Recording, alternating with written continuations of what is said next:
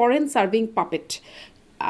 Foreign মানে কোন দেশের, বিদেশি পাপেট যে বলছেন মানে কোন দেশের? ট্রাম্প প্রশাসনের কোন ধরনের সম্পৃক্ততা তিনি পাননি ট্রাম্প প্রশাসনের, তাও প্রশাসন কিভাবে কিছু ইনভলভ কিছু থাকবেন? কিছু নয়। ট্রাম্প প্রশাসন তো আসছেনই শেখ হাসিনা মানে পতনের পর। হয়তো কথার মধ্যে একটা ফাঁক আছে সেখানে।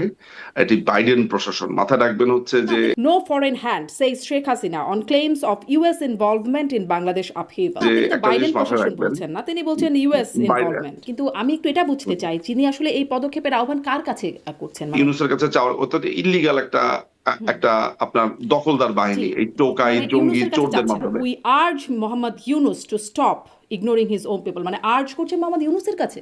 জনগণের কাছে গণতন্ত্র ফিরিয়ে দিতে হবে। এটা তো একটা আনকনস্টিটিউশনাল, এটা অবৈধ দখল। এটা ইউনুসের কাছে করে কি লাভ? কারণ মানে এই দাবি কেউ করছে না বাংলাদেশে যারা সক্রিয় এই জন্যই রাজনীতি তো আমি করছে। বাংলাদেশ আওয়ামী লীগ আসলে কোন পথে যাবে, কিভাবে যাবে, এটাকে আপনি এক ধরনের শুরু বলতে পারেন। 12 তারিখে কি হবে না হবে, do you think we care about it? খোদ শেখ হাসিনা বলছেন তারা নির্বাচনে অংশ নিতে চান এবং 12 তারিখেই নির্বাচনের আয়োজন করছে বর্তমান সরকার।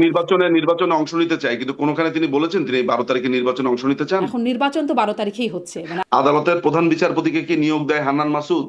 প্রধান বিচারপতি কি ঢাকা ইউনিভার্সিটির 2টা ছেলে তখন মত আবার প্রধান বিচারপতিকে যদি ডিজিএফআই কর্মকর্তা গিয়ে জোর করে বিদায় করে দেয় বা লাথি মেরে বিদায় করে দেয়, যেটি সুরেন্দ্র কুমার সিনহা সাবেক প্রধান বিচারপতি তার ব্রোকেন ড্রিমস বইটাতে লিখছেন, সেটা তো আবার সমস্যা হয় না? আপনি আমাকে একটা একটা পয়েন্ট যদি দেখাতে পারেন, এই প্রোগ্রামে আমি 2 হাতে কানে হাত দিব, জুডিশিয়ারিকে জড়িত করা যাবে না। এখন জুডিশিয়ারিতে জড়িত না করলে তত্ত্বাবধায়ক সরকার সিস্টেমটাই তো থাকে না। প্রধান বিচারপতি না অসীম পারলে ক্ষমতা আরো তো আছে রায় অপশন দেওয়া। ছিল তাই না সংবিধানে? প্রধানমন্ত্রী কথা বলতে চেয়েছিলেন, খালেদা জিয়া তো রাজি হন নাই, তিনি বলেছেন অনন্তকাল ধরে হরতাল চলবে। খালেদা এখন জিয়া রাজি না আপনার হলে সাথে তিনি আমার একটা, বাস্তবায়ন করতেন, তার হাতে তো অপশন ছিল যে পরের অপশনে চলে যায়। মাননীয় প্রধানমন্ত্রী যদি এখন সব দলকে না ডেকে বাস্তবায়ন করতেন, তখন বলতেন উনি এককভাবে করেছেন, যা উনি ছিল সবাইকে তাই নিয়ে রেখে করতে দিতেন, চেয়েছেন। কিভাবে ওটা রাখার রাখবেন, পক্ষে। কিভাবে রাখবেন? ওটা বাতিল করে দিয়েছে কোর্ট। আরে কি বলেন আপনি এগুলা? যে রিপোর্ট আসছে প্রথমবারের মতো জনসম্মুখে মানে পাবলিক অ্যাপিয়ারেন্স কথা বলছেন, যদিও তিনি ভিজুয়াল অ্যাপিয়ারেন্স না, অডিও বার্তায় তিনি কথা বলছেন, সেটা ফরেন করেসপন্ডেন্স ক্লাবে। এই প্রশ্নটা তো জাগছেই যে তিনি এতদিনে নেতাকর্মীদের সাথে কথা বলছেন বা বিভিন্ন অডিও বার্তায় কথা বলছেন, কেন তিনি সরাসরি কখনো মানে সশরীরে কেন কখনো কথা বলছেন না? আম, এই প্রশ্নটা আসলে, এটার উত্তর, এক্স্যাক্টলি উত্তরটা আসলে আমার কাছে নেই। তিনি সরাসরি বা রিয়েল রিয়েল টাইমিং এ ভিডিওতে তিনি কেন আসেননি, সেটার অ্যান্সার আমি জানি না। তবে এটা এটা আমি জানি, এটা আমি জানি যে এই কৌতূহলটা আমার অবশ্যই ছিল, আমি জিজ্ঞেস করেছি। তিনি আসবেন, এই মুহূর্তে তিনি কেন আসছেন না সেটার ব্যাখ্যাটা আমি তার কাছে কখনো আসলে জানতে চাইনি। তবে তিনি যেটা করছেন আর কি, সেটা হচ্ছে যে এই মুহূর্তে তো তিনি ধরেন, প্রত্যেকেই আসলে, অনেক নেতাকর্মী তাকে দেখতে চায় সামনাসামনি, সবাই চায় যে প্রেসের সামনে, মিডিয়ার সামনে আসুক। তবে নেত্রী এই মুহূর্তে যে জায়গাটাতে সবচেয়ে বেশি জোর দিচ্ছে, যেটা আমাদের সবার আন্ডারস্ট্যান্ডিং, সেটা হচ্ছে যে তৃণমূল পর্যায়ে একটা যোগাযোগ, একটা মিথস্ক্রিয়ার একটা জায়গাতে, যাতে কর্মীদের সাথে একটা দীর্ঘ সময়, আপনারা জানেন যে তিনি একটা লম্বা সময় ধরে করোনা বা বিভিন্ন কারণে নেতৃবৃন্দরা ওইভাবে আসতে পারেননি। ফলে এই যে তার একটা সুযোগ হয়েছে, তিনি প্রত্যেক নেতাকর্মীর সাথে একেবারে মাঠ, ওয়ার্ড, থানা পর্যায়ে নেতৃবৃন্দের সাথে কথা বলছে। এই কাজটা তিনি করছেন। তো তিনি হয়তোবা মনে করছেন যে ইনস্ট্রাকশনটাই একটা বড় একটা ব্যাপার, সে কথা বলাটা বা নির্দেশনাটা, আচ্ছা, ভিডিওর ব্যাপারটা সেখানে আসলে মুখ্য হয়ে মুখ্য ওঠেনি। বলে মনে করছেন না তিনি হয়তো। আপনিও বলছেন যে আপনিও খুব সুনির্দিষ্টভাবে বা সুস্পষ্টভাবে জানেন না। আমি সেখানে তার যে বক্তব্য, সেই বক্তব্যের কিছু অংশ নিয়ে আপনার সাথে কথা বলি। তিনি ডক্টর ইউনূসের বা বর্তমান প্রধান উপদেষ্টার বিরুদ্ধে বরাবরই নানান সমালোচনা করেন, এবারও তেমনভাবেই করেছেন, এবং তিনি অনেক মানে বরাবর সমালোচনা বা সচরাচর যেগুলো করেন তার সাথে বলেছেন ফরেন সার্ভিং পাপেট। ফরেন মানে কোন দেশের, বিদেশি পাপেট যে বলছেন মানে কোন দেশের পাপেট বলছেন? আম, মানে মাননীয় প্রধানমন্ত্রী কোন দেশের বলেছেন সেটা উত্তরটা আমি আসলে দিব না, সেটা মাননীয় প্রধানমন্ত্রী উত্তরটা দেবেন। তবে আমি ধারণা করি, বা আমি যেটার ব্যাখ্যাটা আমি আপনাকে বলতে পারবো, সেটা হচ্ছে যে আপনি জানেন যে এইটার উত্তর আমি আর আপনি জানার আগে বা আমি বলার আগে পশ্চিমারা এই উত্তরটা দিয়ে দিয়েছে। যেমন আপনি গোয়েন লুইসের কথা বলতে পারেন, ইউনাইটেড নেশনস এর ইউএন এর যে কান্ট্রি হেড, যে ভদ্র মহিলা রয়েছেন, গোয়েন লুইস পরিষ্কার ভাবে বলেছে যে সে কিভাবে আপনার এই জুলাইয়ের সন্ত্রাসী যারা আছে, টোকাই, চোর, ছ্যাচোর যারা আছে, তাদেরকে কিভাবে তার বাসাতে জায়গা দিয়েছে, কিভাবে তারা এটা প্রমোট করেছে, বাংলাদেশ আওয়ামী লীগ ইলেকশনে না আসলে তেমন একটা কিছু আসে যাবে না, এই ধরনের কথাও ইউনাইটেড নেশনস এর এই গোয়েন লুইস বলেছেন। আমরা পরিষ্কারভাবে আমরা দেখেছি পিটার হাস, মার্কিন যে পররাষ্ট্রমন্ত্রী, আমরা পরিষ্কারভাবে দেখেছি যে আপনার রাষ্ট্রদূত। ইংল্যান্ডের যেই রাষ্ট্রদূত আছে বিভিন্ন পশ্চিমা দেশের। হুম, হুম। ফলে এইটা কোনো একক সুনির্দিষ্ট ভাবে না বলে আপনাকে যেটা বলা যেতে পারে যে এটা পশ্চিমাদের একটা বড় সম্মিলিত একটা এজেন্ডা, একটি সুনির্দিষ্ট দেশ। আমার আমার ধারণা, যেটা আমি ধারণা করি, মার্কিন যুক্তরাষ্ট্র যারা বাংলাদেশে একটি ঘাঁটি গাড়তে চেয়েছে, ঘাঁটি চেয়েছে, বাংলাদেশের মাঠ ঘাট গুলো দখল করার কথাটা নেত্রী বহুত আগে থেকেই বলছে, যেটা আপনারা এখন পরিষ্কার ভাবে দেখতে পাচ্ছেন। সেন্ট মার্টিন দেখতে পাচ্ছেন, মহেশখালী দেখতে পাচ্ছেন, আপনারা রংপুর অঞ্চলটাতে দেখতে পাচ্ছেন। আমার মনে হয় আজকে 17 মাসের মাথাতে আহ এইটা একেবারে সবার সামনে, এবং যে ভিডিওটা, সেটা আমি কিভাবে টের পাই, যে মাননীয় প্রধানমন্ত্রী যে ভিডিওটা দিয়ে পাবলিকের রিয়াকশন একসময় একরকম দেখতাম, আজকে 17 মাস পরে হাজার হাজার মানুষ চুপ আছে, no bad comments, nothing, just অনেকটা স্যাড রিয়েক্ট দিয়ে সব চুপ হয়ে আছে, হুম। এবং এটা তাদের সামনে পরিষ্কার। আপনি ফলে এই যে মাননীয় পরিষ্কার কথা প্রধানমন্ত্রী বলছেন যে মাননীয় প্রধানমন্ত্রী, আপনি বলছেন যে তখনও বলেছেন, যখন প্রধানমন্ত্রী ছিলেন সেই সময় বলেছেন, বা পরেও বলেছেন, তার মানে পতনের পরেও তিনি বলেছেন, কিন্তু আসলে তিনি যে গণমাধ্যমে সাক্ষাৎকারগুলো দিচ্ছেন, আমি দেখছিলাম যে আহ, ভারতীয় গণমাধ্যম সিএনএন নিউজ 18, সেখানে তিনি বলছেন যে মানে যুক্তরাষ্ট্রের সম্পৃক্ততার প্রমাণ, যদি তারা শিরোনামই করেছে, no foreign hand says Sheikh Hasina on claims of US involvement in Bangladesh upheaval. তাদের এক্সক্লুসিভ সাক্ষাৎকারের যেই বিষয়টা আছে সেখানে তিনি বলছেন, এবং শেখ হাসিনার সাক্ষাৎকারে বলছেন যুক্তরাষ্ট্রের সাথে বরাবরই ভালো সম্পর্ক ছিল, তাদের সম্পৃক্ততা বা তাদের হাত এর পেছনে পাওয়া যায় না, প্রমাণ পাওয়া যায় না বা নেই। তিনি তিনি এইটা বলতে যেটা বুঝিয়েছেন সেটা হচ্ছে যে ট্রাম্প প্রশাসনের কোনো ধরনের সম্পৃক্ততা তিনি পাননি। হুম। সেটি তিনি আপনি খেয়াল, কথার মধ্যে একটা ফাঁক আছে সেখানে, এটি বাইডেন প্রশাসন, মাথায় রাখবেন হচ্ছে না, যে তিনি তো একটা জিনিস বাইডেন মাথায় প্রশাসন রাখবেন। বলছেন না, তিনি বলছেন ইউএস বাইডেন ইনভলভমেন্ট। হুম। বাইডেন বাইডেন প্রশাসনই, আমি নিশ্চিত যে এটি তিনি ট্রাম্প প্রশাসন এটার সাথে জড়িত নেই।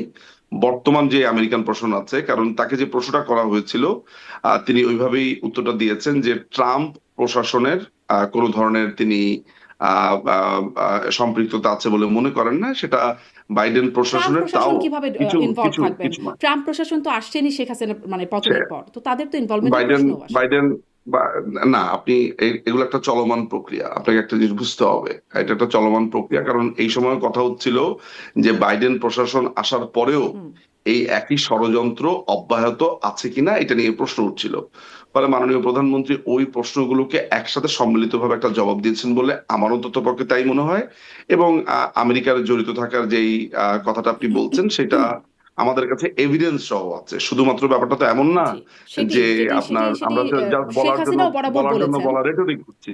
জি, সরি, শেখ হাসিনাও বরাবরই বলেছেন। আপনি যেটি বলছিলেন শেখ হাসিনার কাছ থেকে আমরা সংসদে শুনেছি, এটি সংসদের তিনি, বাইরে আপনি বলেছেন। নিশ্চিত থাকতে কিন্তু পারেন, এই যে আপনি তার নিশ্চিত থাকতে বক্তব্য, পারেন এই তিনি ব্যাপারে। তো তাকে যদি কোট করা হচ্ছে, নো রিজন আমি টু কিন্তু এই বিলিভ। কথাটা একেবারে জেনে আপনাকে বলছি যে হ্যাঁ, তিনি, কিন্তু আমি তিনি ফার্স্ট কিন্তু হ্যান্ডে বলছেন, বলছি। Quote, no reason to believe Washington or other foreign powers were directly involved with the country's political developments, মানে এবং আরো বিস্তারিত তিনি বলছেন, যেটি না, পড়ুন শিরোনামটা না, আপনাকে বলছি। আপনি পড়ুন, পুরোটা পড়ুন, শুনি।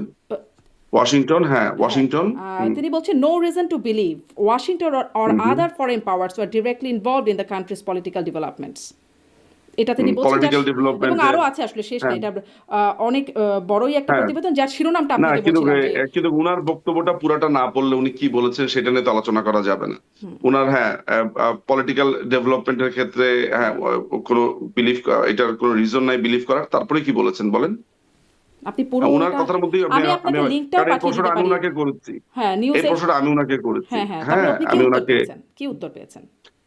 উনি যেটা বলেছেন সেটা হচ্ছে যে পরিষ্কার ভাবে বলেছেন যে দেখো, একটা একটা এই এই যে বর্তমান ট্রাম্প প্রশাসনের যেই কথা বলা হচ্ছে যে এইটাকে তারা কন্টিনিউ করছে কিনা, তিনি এটাকে ডিনাই করেছেন যে ট্রাম্প প্রশাসন এটাকে কন্টিনিউ করছে না। তারা এই ওয়াশিংটন বা এই এরা এরা এটার সাথে জড়িত না, যে যারা করেছে ওই সময়টাতে। এবং তাও সেইটার ক্ষেত্রেও কিন্তু আপনার অনেক ধরনের ক্যাটাগরি আছে। এটা যে একটা হোল প্রশাসন মিলে জিনিসটা করেছে তা না। কিছু সুনির্দিষ্ট সংখ্যক মানুষ, প্রশাসনের সুনির্দিষ্ট মানুষ, ইয়েস, আমেরিকার একটা সেন্ট্রাল কমান্ড তো আছেই, এটা এটা বলে তো লাভ নাই। কিন্তু এটাও সত্যি কথা যে এখানে কিছু গুটি কয়েক মানুষ এই পুরো প্রক্রিয়াতে জড়িত। এখানে আমি আপনি আগেও বলেছি, গোয়েন লুইসের কথা বলেছি, গোয়েন লুইস তো আর আমেরিকান না। সারা কুকের কথা বলেছি, সারা কুক তো আর আমেরিকান না। আমি এই এই ঘটনাটাতে আপনার কাতার জড়িত ছিল অর্থের ব্যাপারে। তার কি আপনার অর্থ দিয়েছে? এখানে আপনার চায়না নানান ভাবে অ্যাকোমোডেট করেছে কয়েকটা জায়গাতে। ধরা যাক যে অমিশন, অনেক সময় অমিশন আপনার একটা ক্রাইমের হেল্প হিসেবে এসে দাঁড়িয়ে যেতে পারে। আপনি জানেন ক্রিমিনাল অফেন্সে অনেক সময় না করাও, অর্থাৎ কোনো একজন মানুষ ডুবে যাচ্ছে, আপনি ওই যে মানুষটা ডুবে যাচ্ছে তাকে আপনি বাঁচাবেন, এরকম একটা স্টেপ নিয়ে আবার বলেন যে দা আমার কি দরকার। সেটাও কিন্তু কমিশন ক্যান বি এ কজিশন, একটা একটা পর্যায়ে হয়ে যেতে পারে। তো এই জিনিসগুলো আপনাকে মাথায় রাখতে হবে যে অনেক কিছু না করেও অনেক কিছু করা যায়। হুম। ফলে এখানে একটা সম্মিলিত প্রচেষ্টা ছিল বাংলাদেশ আওয়ামী লীগের জি, বিরুদ্ধে। জি। বাংলাদেশ আওয়ামী লীগের সেই বিষয়টি তো বরাবর শুনে আসছি। কিন্তু আপনি বলছিলেন পড়তে, আমি আরেকবার একটু পড়ি। Former Bangladesh prime minister Sheikh Hasina has dismissed suggestions that the United States played an active role in supporting groups that sought her removal from power under the pretext of restoring democracy. মানে তিনি dismiss করে দিচ্ছেন যে US এর কোনো involvement ছিল। এটা তিনি, আপনি আপনি ধরে নিতে পারেন, এটা আমি আপনাকে বলছি, তিনি ধরে নিতে পারেন যে এটা ট্রাম্প প্রশাসনের কথাটা বলেছে বা এটা কন্টিনিউশনের কথা বলেছে। বাইডেন ওয়ার ইনভলভড প্রশাসনের তখন, আচ্ছা তখনও ট্রাম্প প্রশাসন কাজ করছিল। না না, আমি বাইডেন প্রশাসনের কথা আপনাকে বলছি, আমি ট্রাম্প প্রশাসনের কথা বলিনি। আমি তো আপনাকে অলরেডি এক্সক্লুশন ক্লজ দিয়েই নিলাম যে এই কথাটা, এই আপনি আমাকে যে প্রশ্নটা করেছেন, এই ব্যাপারটা যে আমাদের মধ্যে ডিসকাস হয়নি, আমরা যেগুলো কৌতূহল নিয়ে জিজ্ঞেস করি তা নয়। তিনি তিনি এটার ব্যাখ্যা দিতে গিয়ে পরিষ্কারভাবে বলেছেন যে তিনি এটা আসলে ট্রাম্প প্রশাসনের ব্যাপারে তার দিকে যে ধেয়ে আসছিল যে বর্তমান প্রশাসনও কি এই একই স্ট্র্যাটেজি চেঞ্জ করেছে কিনা, এই বা এই এই ষড়যন্ত্র যেটা হয়েছে সেই ষড়যন্ত্রের সাথে আসলে এখনো সম্পৃক্ত থাকার ব্যাপারগুলো আছে কিনা। কারণ হচ্ছে যে এটা জি, এককভাবে তো জনাব রিজু ইট মজুমদার, ওয়াজ তবে নট এ আমি এই বিষয়টা আমেরিকান, এটা একদমই স্পষ্ট এককভাবে, হতে পারছি না। এই আমি তো কারণে বলি স্পষ্ট হতে এককভাবে পারছি না। আমেরিকান তো বলা যায় না, এটা তো পশ্চিমা, হ্যাঁ, ঠিক না? ফলে এককভাবে আমেরিকাকে ওই এককভাবে আমেরিকাকে আপনি দায়ীও করতে পারবেন হ্যাঁ, না। কিন্তু তিনি ফলে দায়ী এটা একটা করতেন। সম্মিলিত তিনি বলতেন প্রচেষ্টা। যে যদি আমেরিকান মানে তাদের সরাসরি প্রস্তাব ছিল ঘাঁটি করবার, এয়ারবেস করবার। এটা তো এটা যখন তিনি তার ক্ষমতার সময় যখন ইনসিডেন্ট গুলো হচ্ছিল, তখন তিনি এককভাবে আমেরিকার এই যে চেষ্টা, সেই চেষ্টার কথা বলেছেন। তিনি ওই সময় আমেরিকার চেষ্টার কথা বলেছেন। আর এই সময় যখন আলাপটা হয়েছে তখন তাকে প্রশ্ন পার্টিকুলারলি আমেরিকার ব্যাপার বলা হয়নি। ওয়েস্টার্ন যেই হিন্ডারেন্সটা আছে, ওয়েস্টার্ন যে ইনফ্লুয়েন্স আছে, সেইটা ওয়েস্টার্ন বলতে তো শুধুমাত্র আমেরিকা বোঝায় না। ওই সময়টাতে তিনি পার্টিকুলার যদিও আমেরিকার একটা 5ই আগস্টের পরেও তিনি চেষ্টার বলেছেন কথা যে বলতেন। আমেরিকা চাইলে তিনি ক্ষমতায় থাকতে পারতেন। 5ই আগস্টের পরেও তিনি সরাসরি আমেরিকাকে মানে দায়ী করেছিলেন তাকে তার পতনের জন্য। 5ই আগস্টের আগে আমেরিকার যেই হুম। চেষ্টা, সেই চেষ্টার কথা তিনি বলেছেন। এবং আপনি এখন পর্যন্ত যদি পুরো পুরো ব্যাপারটাকে বিশ্লেষণ করেন, এটা তো আমার মনে হয় না বলতে কোনো অত্যুক্তি হয় যে আমেরিকান একটা বড় ধরনের প্রভাব এই পুরো ব্যাপারটাতে ছিল। শুধু আজকে আপনি আমার কথা হুম। আর মাননীয় প্রধানমন্ত্রীর কথাকে বিশ্লেষণ করছেন। আপনি আপনার যে এই যে ভদ্রলোক আপনার সম্ভবত কোন ইউনিভার্সিটির যে আহ, জেমি স্যাক্স নাকি জেফ্রি স্যাক্সের ভদ্রমহিলা, কথা বলছেন, ভদ্রলোক জেফ্রি স্যাক্সের কথা বলছেন। হ্যাঁ। জেফ্রি স্যাক্সের কথা তিনি বলেছেন। তারপরে আপনার গ্রেজন বলেছে, টাকার কালসন তিনি পরিষ্কারভাবে বলেছেন। আরেকটা হুম, ভদ্রলোক হুম। আছেন শহীদ সামথিং নাম, তিনি বলেছেন। জি, তাছাড়া নানান ধরনের আসলে হ্যাঁ, বিশ্লেষণে এগুলো উঠে আমিও এসেছে। শুনেছি। ব্যারিস্টার নিঝুম মজুমদার, আমিও এই বিষয়গুলো শুনেছি। কিন্তু আমার কাছে ওইখানে, আমেরিকানরাই বলছে। আমার কাছে আমেরিকানরাও যা বলছে, প্রধানমন্ত্রী যখন ছিলেন তখনও বলেছেন, 5ই আগস্টের পরেও তিনি এই কথাগুলো বলেছেন। কিন্তু ইন্টারভিউতে এসে কেন বললেন যে ওয়ার নট ইনভলভড, ইন্টারভিউতে কেন বললেন যে ইন্টারভিউর ক্ষেত্রে তিনি যেটা হুম, ইন্টারভিউর ক্ষেত্রে তিনি যেটা মিন করেছেন, আহ, যেটা মিন করেছেন, সেটা আমার আমার কাছে অন্তত পক্ষে যে উত্তরটা আছে আমি আপনাকে অতটুকুই কনভে করতে পারি। জি, বাকিটা আসলে তো আমি আপনাকে ব্যাখ্যা করতে পারবো না। আমার কাছে যতটুকু ইনফরমেশন আছেন যে তিনি বাইডেন বাইডেন প্রশাসনকে ওইখানে মিন করেননি। কারণ তার কাছে ওই সময়টাতে আমার মনে আছে যে সময় তার ইন্টারভিউটা হচ্ছিল, হুম, সেই সময়টা আলাপ উঠেছিল যে ট্রাম্প প্রশাসন কি এই পুরো ষড়যন্ত্রটা বা এই ইনভলভমেন্টটা কন্টিনিউ করছে কিনা অ্যাজ এ একটা সেন্ট্রাল পলিসি হিসেবে, যেটা বাইডেন প্রশাসন করেছে। সেই অর্থে আপনার এই ট্রাম্প প্রশাসনের এই সম্পৃক্ততা নেই। এই কথাটা বলতে গিয়ে এখানে এক ধরনের কনফিউশন তৈরি হচ্ছে, অন্য কিছু না। জি, সেই কনফিউশন কেউ ক্লিয়ারও করেন নাই এবং একদম মানে তার ইন্টারভিউকে এই এভাবে ব্যাখ্যা কনফিউশন করেছে। যাই হোক এই এটা নিয়ে কনফিউশন তো উনাকে উনাকে এটার জন্য জিজ্ঞেস করতে হবে। আপনি এই যে আপনি যখন আপনাকে একটা ইন্টারভিউ দিবে, যদি কখনো উনি ইন্টারভিউ দেন, এই প্রশ্ন আপনি উনাকে করবেন, তখন আপনাকে উনি ক্লিয়ার করে নিশ্চয়ই দেবেন। আমি করব, কিন্তু এটা মানে তার পক্ষেও তো কেউ না কেউ ক্লিয়ার করবেন বা কোনো আপত্তি জানাবেন এটা নিয়ে, এটা এই এই যে বিষয়টা। এখন আমি এই যে আমি হ্যাঁ, এখন আপনি আমাকে জিজ্ঞেস করলেন, আমি আপনাকে ক্লিয়ার করে দিলাম। জি, কিন্তু মানে এই নিউজটাকে আপত্তি জানাতে হবে যে নিউজটা মিসলিডিং, কারণ একদম শিরোনাম থেকে শুরু করে যেটা বলা হচ্ছে এটার মধ্যে যদি আপনার আপনার কথা ঠিক হয় তাহলে একটু অসংখ্য মিসলিডিং হবে। আমাদের আমাদের নামে অসংখ্য রিপোর্ট হয়। এটা সত্যি কথা যে আমি আপনার সাথে একমত পোষণ করি যে ইয়েস, কিছু কিছু আউটলেটের বা একটা বড় আকারের যখন নিউজগুলো হয়, এই জিনিসগুলো একটা সময় একটা মিথ, যেমন আপনার মধ্যে একটা কনফিউশন তৈরি করেছে। আমি আপনার সাথে এগ্রি করি। বাট আমাদের নামে যেসব রিপোর্ট 5ই আগস্টের পর থেকে হচ্ছে, শারমিন আপা, যে অদ্ভুত মোটামুটি গল্পের গরু যেভাবে মানে গাছে উঠিয়ে দেওয়া হয়েছে বা উঠিয়ে দেওয়া হয়, সেইখানে আমার কাছে মনে হয় যে কিন্তু কোনটা ভারতীয় ছেড়ে আর গণমাধ্যমে তো কোনটার আপনারা উত্তর খুব আমরা দিই। স্বাচ্ছন্দ্যে, বাবা শেখ হাসিনাও ইন্টারভিউ দিচ্ছেন ভারতীয় গণমাধ্যমগুলোতে, সেখানেও যদি এরকম হয় মানে যেখানে তিনি স্বাচ্ছন্দ্য বোধ আর করে ইন্টারভিউ দিচ্ছেন, তাহলে তো বিষয়টা আপনাদের ভাবারই বিষয় নিশ্চয়ই। আসি এবার একটু তার আরো না, যে বক্তব্য ভারতীয় আছে। ভারতীয় গণমাধ্যম উনাকে নিশ্চয়ই ভবিষ্যতে যখন ইন্টারভিউ করবেন, এগুলো নিয়ে প্রশ্নগুলো, সেটা উনি ফার্দার ক্লারিফিকেশন দেবেন। আচ্ছা, আমি তো আমি কোনো সমস্যা দেখি না। আমি আসি তার যে ৫ দফা বা ৫টি পদক্ষেপের আহ্বান তিনি জানাচ্ছেন, আপনিও নিশ্চয়ই শুনেছেন, কিন্তু আমি একটু এটা বুঝতে চাই তিনি আসলে এই পদক্ষেপের আহ্বান কার কাছে করছেন, মানে কাকে বলছেন এই পদক্ষেপ নিতে। কোনটা? এই যে এই যে আজকে যে হ্যাঁ, 5 দফার কথা ৫ দফা। বললেন, জি, জি, ৫ দফা। 5 দফার কথা তো পরিষ্কার ভাবে যে বাংলাদেশ আওয়ামী লীগ কি চায়। আপনি দেখেছেন যে ইউনূসের অপসারণের ব্যাপারটা আলোচনাতে এসেছে। মাইনরিটিদের উপরে, বা যদিও আমি মাইনরিটি শব্দটা অত্যন্ত অপছন্দ করি, কিন্তু আনফরচুনেটলি এগুলো চলে আসে।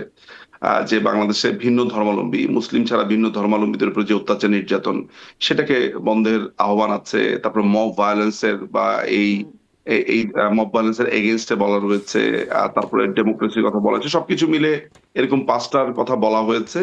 এবং এই যারা ক্ষমতা দখলকারী, বা যারা ইলেকশনের কথা বলছে, এবং যারা মনে করছে যে একটি আম সারা সারা পৃথিবী থেকে কিন্তু কি আলোচনাটা হচ্ছে যে কিভাবে এই অগণতান্ত্রিক যে প্রক্রিয়াটা এখন চলছে বাংলাদেশে, এটার নিরসন সম্ভব। কিভাবে বাংলাদেশ একটা সত্যিকার অর্থে একটা গণতান্ত্রিক রাস্তাতে উঠতে পারে, কিভাবে বাংলাদেশটা আবার তার যেই সক্ষমতা সেটা আবার রিগেইন করতে পারে, যে একটা ভালনারেবল সিচুয়েশন তৈরি হয়েছে।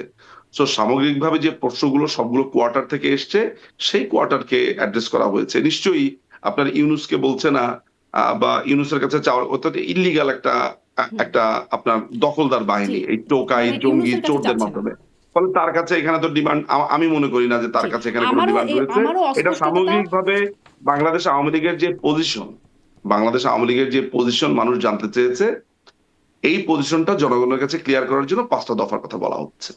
পাঁচটা কিন্তু হ্যাঁ, 5টা পর্যবেক্ষণ বলতে পারে, 5টা পজিশন বলতে পারেন। দফার থেকে আমি বলবো বাংলাদেশ আওয়ামী লীগের 5টা পজিশন, তারা কিভাবে মনে করে যে গণতান্ত্রিক প্রক্রিয়াতে বাংলাদেশ অগ্রযাত্রা পুনরায় শুরু করতে না পারে, সেই ৫টা দফা জায়গাটাকে। বা 5টা পদক্ষেপ, 5টা পজিশন যাই বলেন না কেন, আমি এটাই জিজ্ঞাসা করছিলাম যেটি আসলে কার কাছে, যদি আহ্বান থাকে সেটি কার কাছে, বা দাবি বাংলাদেশের থাকলে। জনগণ, কিন্তু বাংলাদেশের আমি আবারও জনগণের একটু কাছে। পড়ি, তিনি যা বলছেন আমি একদম শুনে শুনে একদম লিখেছি। আওয়ামী লীগ কলস for the following action to help unify Bangladesh and banish the divisive action of past 12 months. We urge Muhammad Yunus to stop ignoring his own people and do what needs to be done in order to heal our country by following 5 crucial steps we believe will lead to a better, stronger Bangladesh.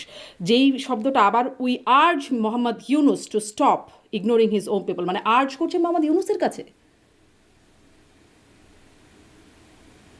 আপনার এই যে জনগণের প্রতি যে অত্যাচারটা করছে ইউনূস, যেই জনগণের প্রতি যে অন্যায় আচরণ করছে, বাংলাদেশের জনগণ বাংলাদেশ আওয়ামী লীগের যে পজিশন, সেই পজিশন জানতে চেয়েছে। মাননীয় প্রধানমন্ত্রী সেই পজিশনের কথা বলেছে। যে অত্যাচারটা ইউনূস করছে, এই অত্যাচারটা স্টপ করার কথা বলছে। বাকি আপনি 5টা দফা পড়েন, 5টা দফা পড়লে বুঝবেন যে এটা আওয়ামী লীগের পজিশন। এই পজিশনটা জনগণের জন্য। আর যারা অত্যাচার করছে তাদের ক্ষেত্রে বলছে। আমি এখানে ঠিক প্রশ্নটা বুঝতে পারছি না যে ধরা যাক যদি আপনার আপনার কথা অনুযায়ী যদি আর্টসটা ইউনুসের প্রতিও হয়, আমার তাতেই কথা বা অনুযায়ী সমস্যা না, কোনটা? এটি মানে শেখ যদি হাসিনার এটা হয়ও, বক্তব্য। হ্যাঁ, মানে মূল প্রশ্নটা কোন জায়গাতে, যে ধরা যাক যে আর্টসটা আমার ইউনুসের প্রশ্নটা হচ্ছে প্রতি, তো কার কাছে আহ্বান করছেন, কার কাছে দাবি করছেন, এটা মানে হচ্ছে আপনি আমার যদি প্রশ্ন। এখানে পড়ে, আপনি যদি এখানে বুঝে থাকেন ইউনুসের কাছে, ধরা যাক ইউনুসের কাছে, দেন হোয়াট? মানে দেন হোয়াট আমি জানি না, আমি মানে আসলে আর্ট প্রথমে আর্ট এটাই আর্ট বুঝতে ইউনুসের চাই যে কাছে, কার কাছে আহ্বান, কার কাছে দাবি এটা।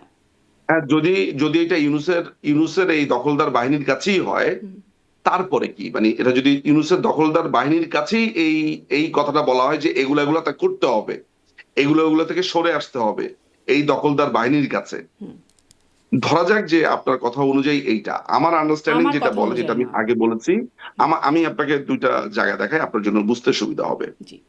আমার কাছে হচ্ছে মাননীয় প্রধানমন্ত্রীর এই 5টা পয়েন্ট হচ্ছে জনগণের কাছে বাংলাদেশ আওয়ামী লীগের পজিশন বা বাংলাদেশ আওয়ামী লীগের অবস্থান। ঠিক আছে? শব্দের যেই ওয়ার্ডিংস যেটা দেখতে পাচ্ছি, সেই ওয়ার্ডিংসে অ্যাপারেন্টলি বা প্রাইমা ফেসি বা আপাত দৃষ্টিতে মনে হতে পারে যে এই দাবিটা ইউনূসের এই অবৈধ সরকারের প্রতি হচ্ছে। এখন আমার প্রশ্ন হচ্ছে, আমি দুইভাবেই আসলে এটা বাংলাদেশ আওয়ামী লীগের একটা অবস্থান হিসেবে দেখি।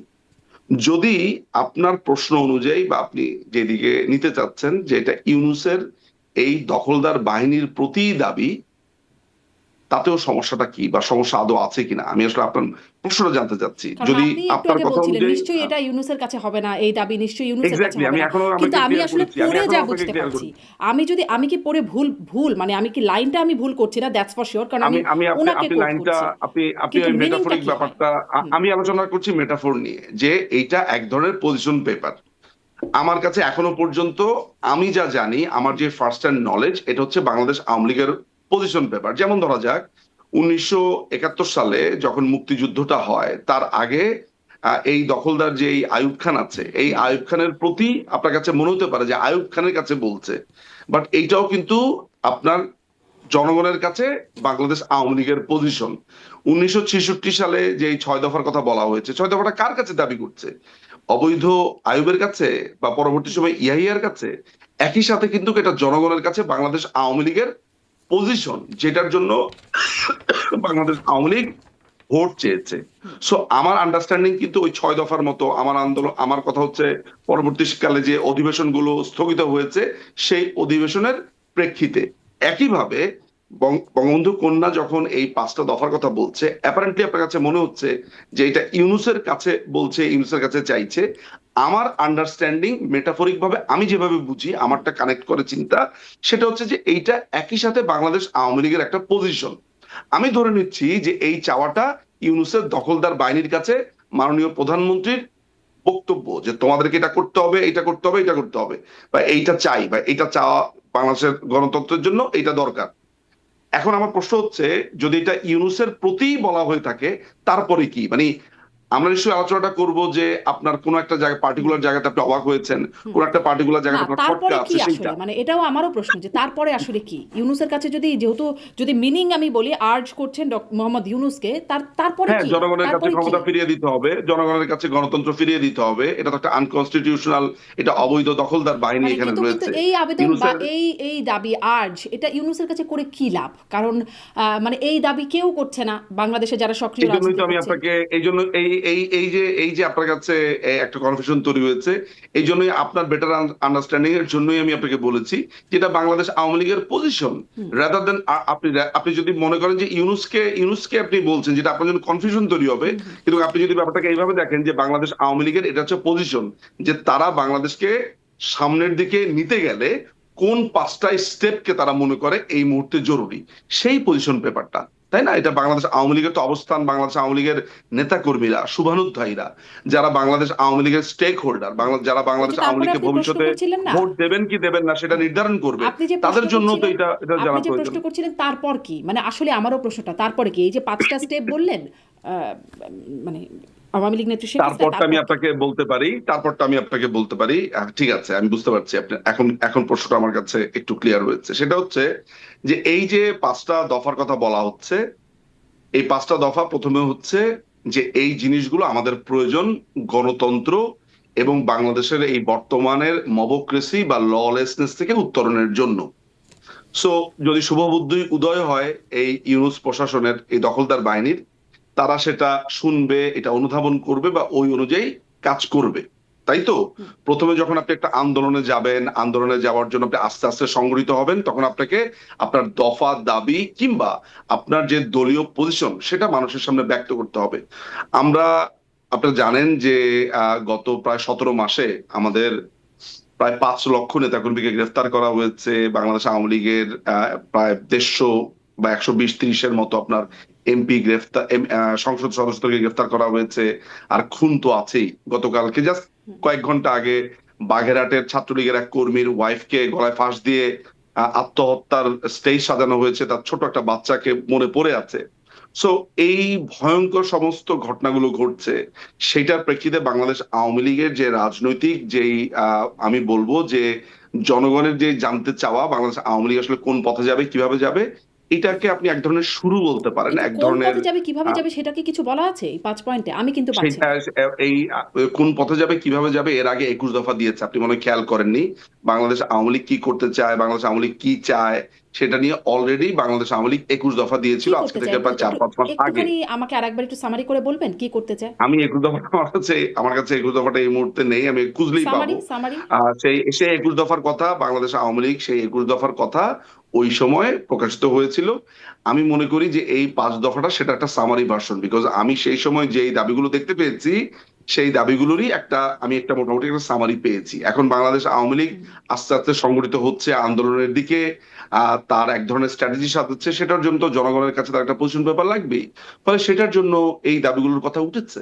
জি। স্বাভাবিক, আপনি যদি একটা রাজনৈতিক দল হুম। হিসেবে আন্দোলনে যান, আপনার তো জানা লাগবে যে কোনটার উপরে বেস করে আপনি কোনটা করতে চান। সো সেটা যতটা না ইউনূসের কাছে আপনার মনে হচ্ছে, ততটা মনে হচ্ছে যে আমাদের স্টেক হোল্ডার যারা আছে, কর্মী সমর্থক হুম। শুভানুধ্যায়ী কিন্তু কিন্তু যারা আছে কিন্তু তাদের আমি জন্য। এখান থেকে মানে সেটা কিন্তু স্পষ্ট হয় না যে কি করবেন বা কিভাবে করবে আওয়ামী লীগ, সেই বিষয়টা এখানে স্পষ্ট হচ্ছে সেটা না। সেটা পরবর্তী, হ্যাঁ, হুম। অবশ্যই অবশ্যই নির্দেশ হয় না, একদম আপনি ঠিক বলেছেন, আমি আপনার সাথে একমত।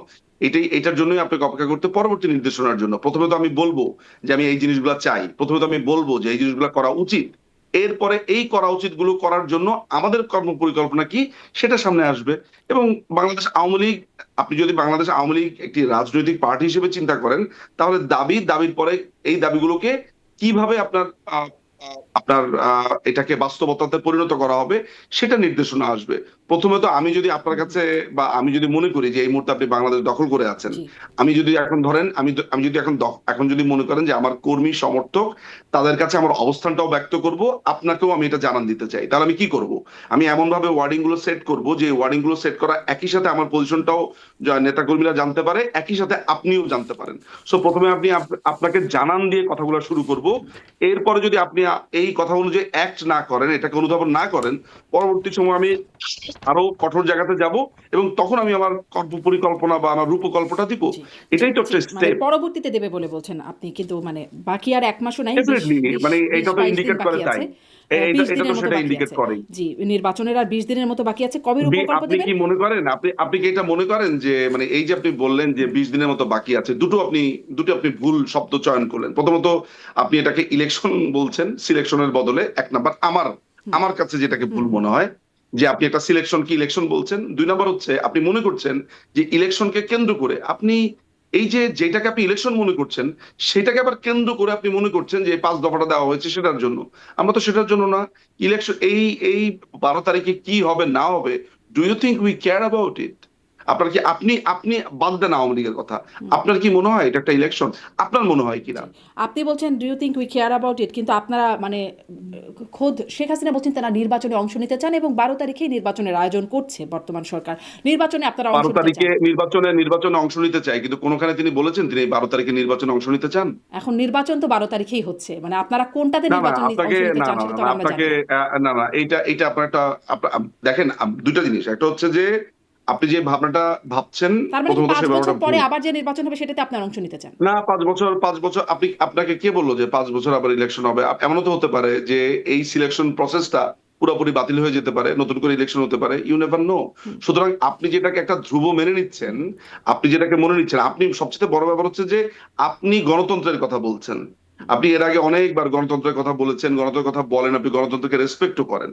যে মানুষটা গণতন্ত্রকে রেসপেক্ট করে সে আবার 12 তারিখের একটা ইলেকশনকে বলছে ইলেকশন, মানে ইলেকশন বলে অভিহিত করছে 12 তারিখে যেটা হতে যাচ্ছে। সো এটা তো খুবই কন্ট্রাডিক্টরি। আপনার কাছে মনে হচ্ছে ইলেকশন? বাংলাদেশ আওয়ামী লীগ যেখানে বাংলাদেশের একটা বৃহত্তম রাজনৈতিক দল, সে বৃহত্তম রাজনৈতিক দলকে ছাড়া এটাকে আপনি ইলেকশন মনে করছেন? তো তখন যখন আমাদের সময়ে যখন সাংবিধানিক ভাবে আমরা ইলেকশনটা আমরা করেছিলাম এবং কোনো দলকে আমরা কোনো বাধা দেইনি, আসতে বাধা দেইনি, যেভাবে সংবিধানে আছে ওইভাবে করতে চেয়েছিলাম, সেটা সেটা কিন্তু এর আগেও আমার মনে আছে যে আপনি আমার সাথে যখন আপনার হুম। কনভারসেশন হয়েছে বা ওপেন ডিবেট হয়েছে বা কথা হয়েছে, তখন কিন্তু আপনি এটার ব্যাপারে বেশ ওজোর আপত্তি তুলেছিলেন এবং জি। অন্যান্য সময় আপনি বলেছেন, আমি নিশ্চিত এটা আপনি করেছেন। তো সেটা যদি আপনার আপত্তির একটা অবস্থান হয়ে থাকে, তাহলে এই সিলেকশন প্রসেসটাকে আপনার কেন ইলেকশন মনে জি, হচ্ছে? আপনি যদি এটা আপনি নিয়ে আপনার যদি কোনো আপত্তি আমার নাই কেন? অন্য মানে বর্তমান সরকারের কারো বা বর্তমানে বাংলাদেশে এখন সক্রিয়ভাবে রাজনীতি করছে এমন কারোর সাথে অনুষ্ঠানগুলো দেখে থাকেন, আপনি নিশ্চয়ই দেখতে পাবেন যে আওয়ামী হ্যাঁ, আমি লীগকে দেখেছি ছাড়া কি আপনার, করে এই জন্যই অংশগ্রহণমূলক আমি আপনাকে নির্বাচন হয়। জিজ্ঞেস আমি করছি এই ওই প্রশ্নটা ওই যে তাদের কাছে করি, কিন্তু আপনার যে আপনার কাছে অবস্থান, আপনার যে আমার প্রশ্ন, আপনার কাছে তো আমার সেই প্রশ্নটা না, না যে হ্যাঁ, শারমিন আপা, আমি আপনার ওই অবস্থানগুলো জানি বলেই তো বিষয় নিয়ে প্রশ্ন করছি। যদি আমি জানতাম যে হুম। আপনি আসলে ওইটা না, কিন্তু ভাবছেন না, ধরেন তাহলে তো আমি আপনাকে আপনারা এই বিষয় যখন নিয়ে প্রশ্ন বলেন, করতাম না। ব্যারিস্টার নিজুম মজুমদার, আপ- আমি যখন জিজ্ঞাসা হ্যাঁ, করি যে আওয়ামী লীগকে ছাড়া নির্বাচন কিভাবে অংশগ্রহণমূলক হবে, এরকম একটা বড় দলকে ছাড়া যাদের এত সমর্থন আছে, তখন সেটার একটা একটা মানে ব্যাপার। আর যখন আওয়ামী লীগ বলছে যে হুম। সুষ্ঠু নির্বাচন, অংশগ্রহণমূলক নির্বাচন, তখন এটা একটা আইরনি হয়ে যায় না? কারণ আওয়ামী লীগের আমলে, আইরনিটা আমি একটু শেষ আপনি করি ব্যারিস্টার নিজুম আইরনিটা মজুমদার, একটু আইরনি শেষ করি, কারণ আপনাদের সময় এই কথা আবেদন নিবেদন আন্দোলন, দেশি বিদেশি চাপ, কত কিছুই না এসেছে, কিন্তু আপনারা তো মানে একদমই ডিনাই করে গেছেন যে, এবং সেটাই সুষ্ঠু বলে আপনারা চাপিয়েও দিয়ে এসেছেন।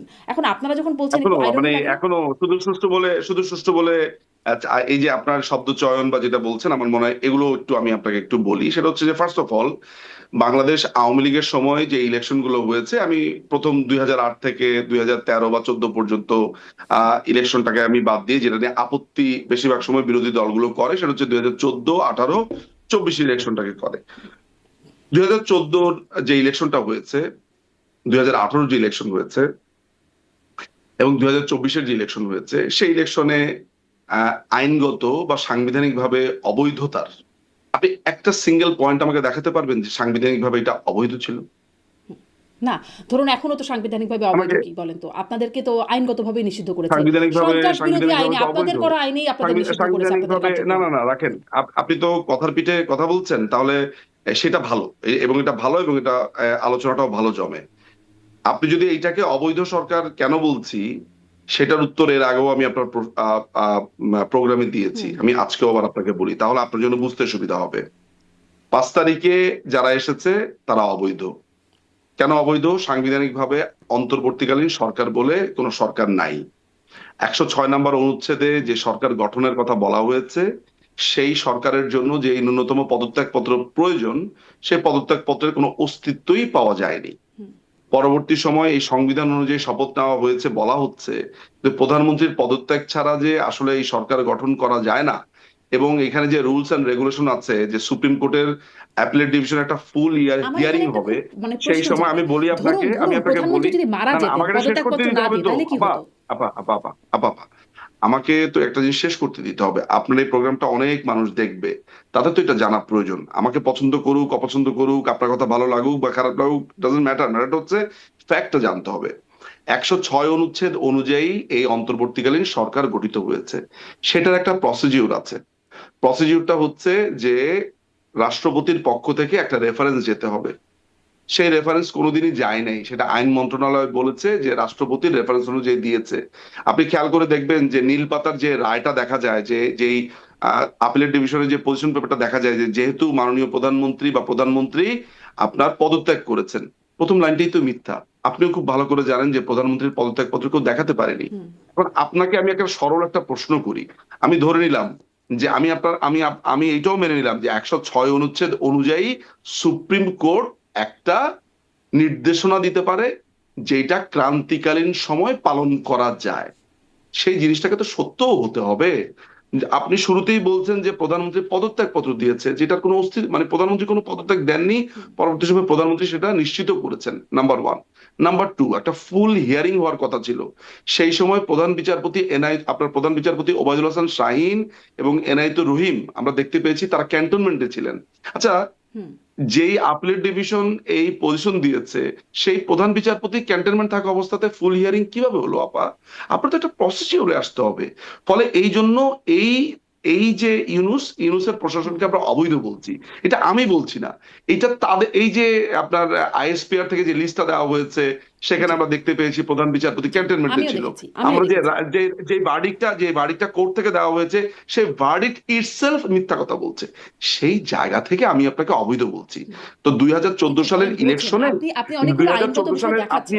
আপনি আমাকে একটা পয়েন্ট যদি দেখাতে পারেন এই প্রোগ্রামে আমি দুই হাতে কানে হাত দিব। আপনি যেরকম মোটামুটি এই যে ডাস্টবিন শফিককে বোল্ড করে মোটামুটি ইয়র্কার মেরে ছিন্ন ভিন্ন করে দিয়ে 6-7টা উইকেট এক লোকের উপরেই নিয়েছেন, রিভিউ করার চান্স দেননি। আপনি আমার ক্ষেত্রে আপনি জিতে গেলেন, আমি আপনাকে মানে এমন সুযোগ দিব সবার সামনে যে আমি কানে ধরে উঠবোস করবো যে শারমিন আপা আপনি জিতেছেন। যদি তা না হয় উল্টাটা হবে যে আপনি আসলে উত্তরটা দিতে পারছেন না। আমাকে আপনি আইনগতভাবে দেখান তো আনকনস্টিটিউশনালি কোনো ইলেকশন হয়েছে কিনা, এটা দেখান যে অসাংবিধানিক কোনো ইলেকশন হয়েছে কিনা। জি মানে আমি সেই সংবিধানের আলোচনায় গিয়ে আসলে খুব লাভ নাই। কেন কেন লাভ নাই? যাবেন না? কেন লাভ লাভ নাই নাই? কেন? কেন লাভ সংবিধানে নাই? যা আছে ব্যারিস্টার মজুমদার কেন লাভ মানে নাই? আমার আজকের প্রসঙ্গটা এটা না, কিন্তু লাভ নাই আমি কেন বলছি? এই যে কারণ কেন সেই বলছি? পুরাতন না কথা, যখনই আপনি না কোনো না কিছুতে ব্যারিস্টার পারেন না, মজুমদার, কোনো কিছুতে আপনার আইন মানে না, তখনই মনে করেন যে আমি না না আমি না আর না এটা আপনি তো তো হবে না, পারতে আপনার সাথে এখানে যুক্তি আসি নাই যে আপনার সাথে আমি ডিবেট করে পারবো এটা পারতে না। হবে আমি তো। আপনার কাছে কিছু আপনি না প্রশ্নের ব্যাখ্যা চাইবো। পারতে হবে, কারণ কিছু হচ্ছে যে ব্যাখ্যা। পারতে হবে, কারণ হচ্ছে আমি এখানে আপনি কোনো আমার পক্ষ দিকে না। একটা গুগলি ছুড়ে দিচ্ছেন, সেই গুগলিকে মোকাবেলা না করে হঠাৎ করে আপনি ইয়র্কার দিবেন সেটাও পারবেন না। আমি শুধুই মাত্র একটা প্রশ্ন জিনিস আপনাকে করব। আমি শুধু প্রশ্ন আপনি করব। আমাকে আপনি না আমাকে উত্তর ডেফিনেটলি দিয়ে আপনাকে ব্যাখ্যা তো করে স্পষ্ট করেন। আমাকে একটু প্রশ্ন আপনি ঠিক আছে আমি উত্তর আমি দিব, ঠিক আছে আমি আমি উত্তর দিব, কিন্তু উত্তরটা আপনি নেবেন তো, নিব তো উত্তরটা তো নিব আপনি নিব। একসেপ্ট করতে হবে এইটা বলে যে ঠিক আছে এই কারণে আমি আপনার উত্তরটা নিতে পারছি না, এই কারণে নিতে পারছি না। আপনি আমাকে সেই যেই কারণে আপনি একমত হতে পারছেন না আমাকে এইটা বলেন যে আমরা কি কোনো পার্টিকে 2014 সালে ব্যান করেছিলাম, নাম্বার ওয়ান।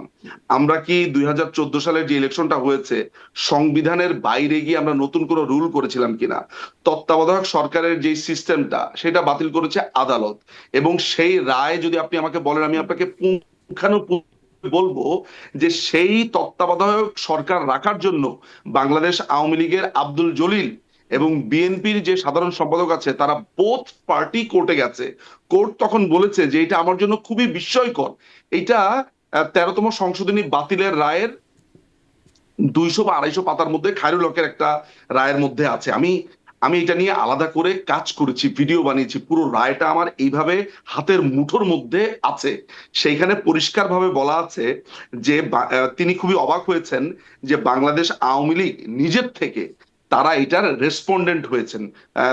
6 নম্বর রেসপন্ডেন্ট বাংলাদেশ আওয়ামী লীগ 6 নম্বর রেসপন্ডেন্ট হিসেবে নিজের থেকে আদালতে গেছে, অর্থাৎ তারা এটাকে ডিফেন্ড করতে চায় যে আব্দুল মান্নান সাহেব এই 1996 সালে 1999 সালে রিট পিটিশন তারা বলেছে যে তত্ত্বাবধায়ক সরকার অর্থাৎ 1996 সালের 1 নম্বর আইনটা অবৈধ, এটা সংবিধানের বাইরে। কেন তারা বলেছে যে এই তত্ত্বাবধায়ক সরকার সিস্টেমটা হচ্ছে সংবিধানের যে 7 নম্বর সেকশনে যেটা লেখা আছে অনুচ্ছেদে যে জনগণই সকল ক্ষমতার উৎস, এইটার সাথে সাংঘর্ষিক। 1999 সালে তখন বাংলাদেশ আওয়ামী লীগ ক্ষমতাতে। তো পরবর্তী সময় এই রিট পিটিশনে বাংলাদেশ আওয়ামী লীগ রেসপন্ডেন্ট ছিল না, এইটা রেসপন্ডেন্ট ছিল সরকারের আইন মন্ত্রণালয়, তারপরে অন্যান্য জায়গাতে ছিল। বাংলাদেশ আওয়ামী লীগ শতপ্রণোদিত হয়ে অর্থাৎ নিজের জি থেকে আদালতে গিয়ে জি বলেছে যে আমরা তত্ত্বাবধায়ক সরকার ডিফেন্ড করব। জি আমি এই ক্রেডিট বিএনপিকেও দিব, বিএনপিও তখন কোর্টে গেছে, যদিও বিএনপি এই তত্ত্বাবধায়ক সরকারকে সম্পূর্ণভাবে নষ্ট করেছে।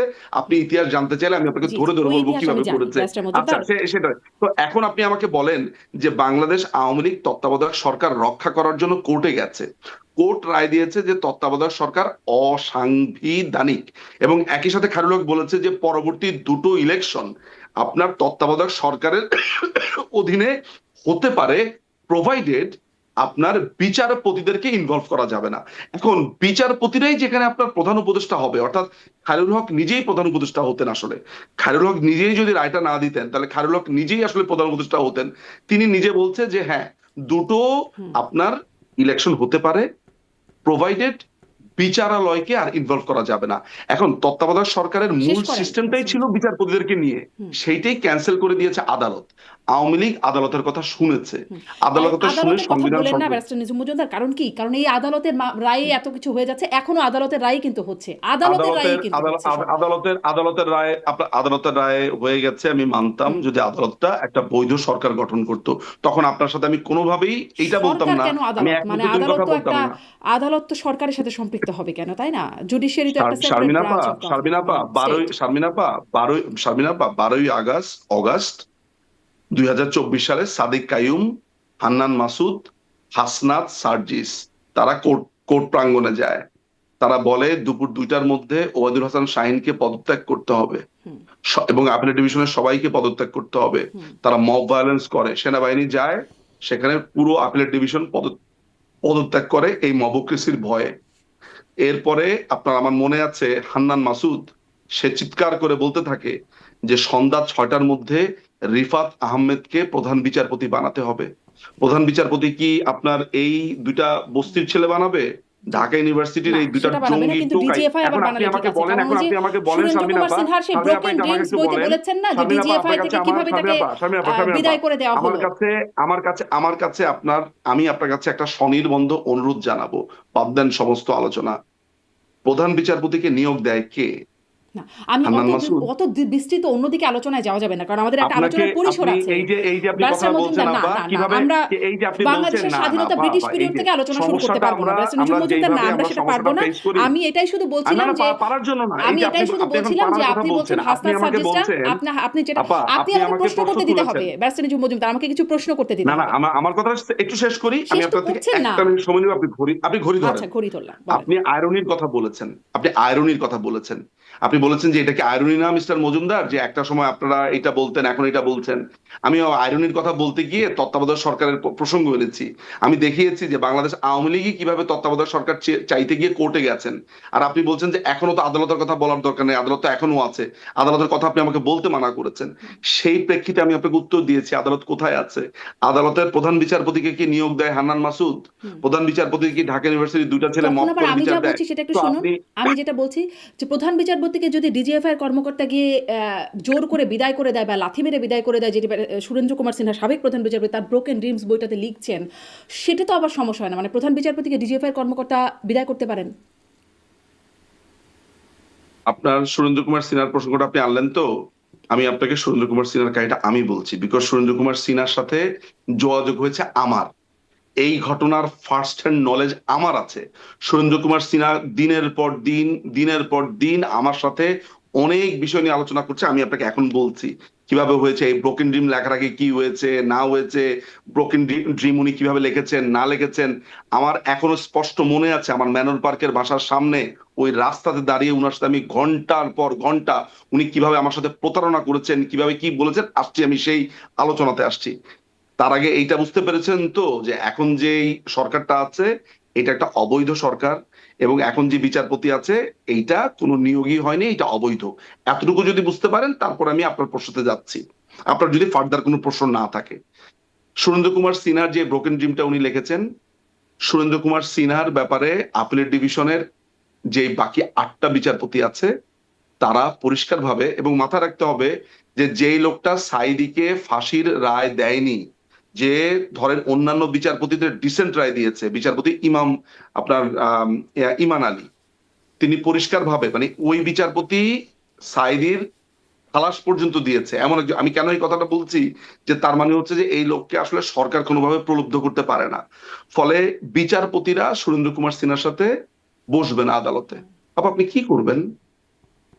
একটা বিচারালয়ের বিচারপতিরা বলছে প্রধান বিচারপতি আমাদের আস্থা নাই, কারণ তার দুর্নীতির অভিযোগ তার কাছে আছে, রুদ্ধদ্বার বৈঠক হয়েছে।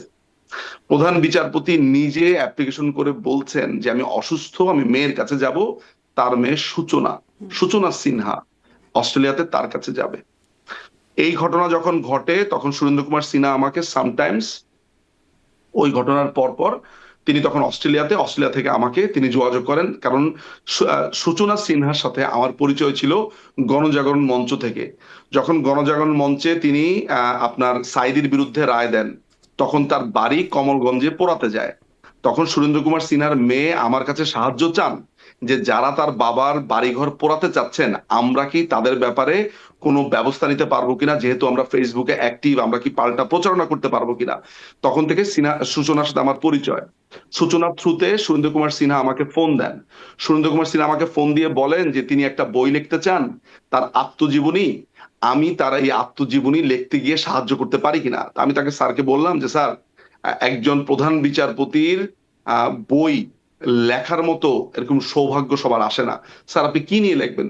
উনি বলেছেন যে আমি কিভাবে আইনজীবী হলাম, আমার আইন প্র্যাকটিস, আমার এভরিথিং, এগুলো নিয়ে তিনি লিখতে চান। আমার এখনো মনে আছে ম্যানর পার্কে আমার বাসার সামনে, ওই পাবের সামনে, মানে আমি ভিজুয়াল করতে পারছি, দিনের পর দিন ওনার সাথে আমার গল্প হয়েছে, ঘরের মধ্যে গল্প হয়েছে। উনি আমাকে যেটা বলেছেন যে নিউ জার্সিতে আমাকে যাও, মানে নিউ জার্সিতে উনি যাবেন কয়েকদিনের মধ্যে, আমি নিউ জার্সিতে যাব, ওখানে আমি 15 দিন থাকবো। উনি বলবেন, ডিকটেট করবেন, আমি টাইপ করব। এটা ছিল আমার আমার দায়িত্বের জায়গাটাতে। তো একদিন যেটা হলো, ঢাকা উত্তরের যে মেয়র ইলেকশন, আনিসুল হক মারা যাওয়ার পরে ইলেকশনটা কোর্ট স্থগিত করে দিল। তো ওই সময় উনি হন্তদন্ত হয়ে আমাকে ফোন দিলেন। ফোন দিয়ে বললেন যে আজকে কি হলো তুমি দেখেছো? আমি বললাম যে স্যার কি হয়েছে? বলে ঢাকা উত্তরের ইলেকশন বন্ধ হয়ে গেছে। তো ঢাকা উত্তরের ইলেকশন বন্ধ হয়ে গেছে? জি স্যার দেখেছি, এটা আদালত এখানে একজন রিট পিটিশন করেছে, সেই জন্য বন্ধ হয়ে গেছে। বলে না না, এটাতে অন্য কাহিনী আছে, তুমি জানো না, আমি এই শেখ হাসিনাকে দেখে ছাড়বো। এই প্রথমবারের মতো আপা, এই প্রথমবারের মতো সুরেন্দ্র কুমার সিনহা মাননীয় প্রধানমন্ত্রীর বিরুদ্ধে এমন একটা কথা বললো যেটাতে আমি চমকে উঠেছি। এবং এর মধ্যে জানেন মজার ব্যাপার হচ্ছে, স্যারের সাথে আমি যত কনভারসেশন করেছি, এই ডিজিএফআই তাকে কি করলো না করলো, উনি একটা সেকেন্ড, একটা মোমেন্টের জন্য আমাকে সেটা নিয়ে কথা বলেন নাই। খালি বলেছে যে যা ঘটেছে এই পুরো ঘটনাটা আমার জন্য একটু বিব্রতকর, এতটুকু। আমিও স্যারকে আর জিজ্ঞেস করি নাই। যখন তিনি বললেন যে মাননীয় প্রধানমন্ত্রীকে তিনি দেখে ছাড়বেন, তুমি আসো নিউ জার্সিতে এই বইয়ের মধ্যে, আমি বললাম যে স্যার ওয়েট, আপনি না বললেন স্যার এটা আপনার আত্মজীবনী, এটা কি মাননীয় প্রধানমন্ত্রীর এগেনস্টে বই?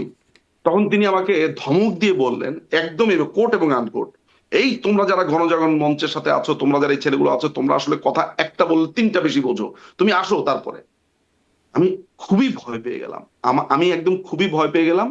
আমি তখন স্যারকে বললাম যে স্যার, আপনি যদি এই বইটা মাননীয় প্রধানমন্ত্রীর বিরুদ্ধে লেখেন, সরকারের বিরুদ্ধে আপনার ইন্টেনশন থাকে, তাহলে স্যার আপনি জেনে রাখেন যে আপনার এই প্রজেক্ট আপনি আমাকে কখনো বলেন নাই, আমি এখান থেকে সরে যাচ্ছি। এবং আমি একদম এভাবে বলছি, স্যার আপনি আমাকে মাননীয় প্রধানমন্ত্রীর বিরুদ্ধে আপনি কাজ করতে চাচ্ছেন, স্যার এটা আপনি আমার সাথে অন্যায় করেছেন।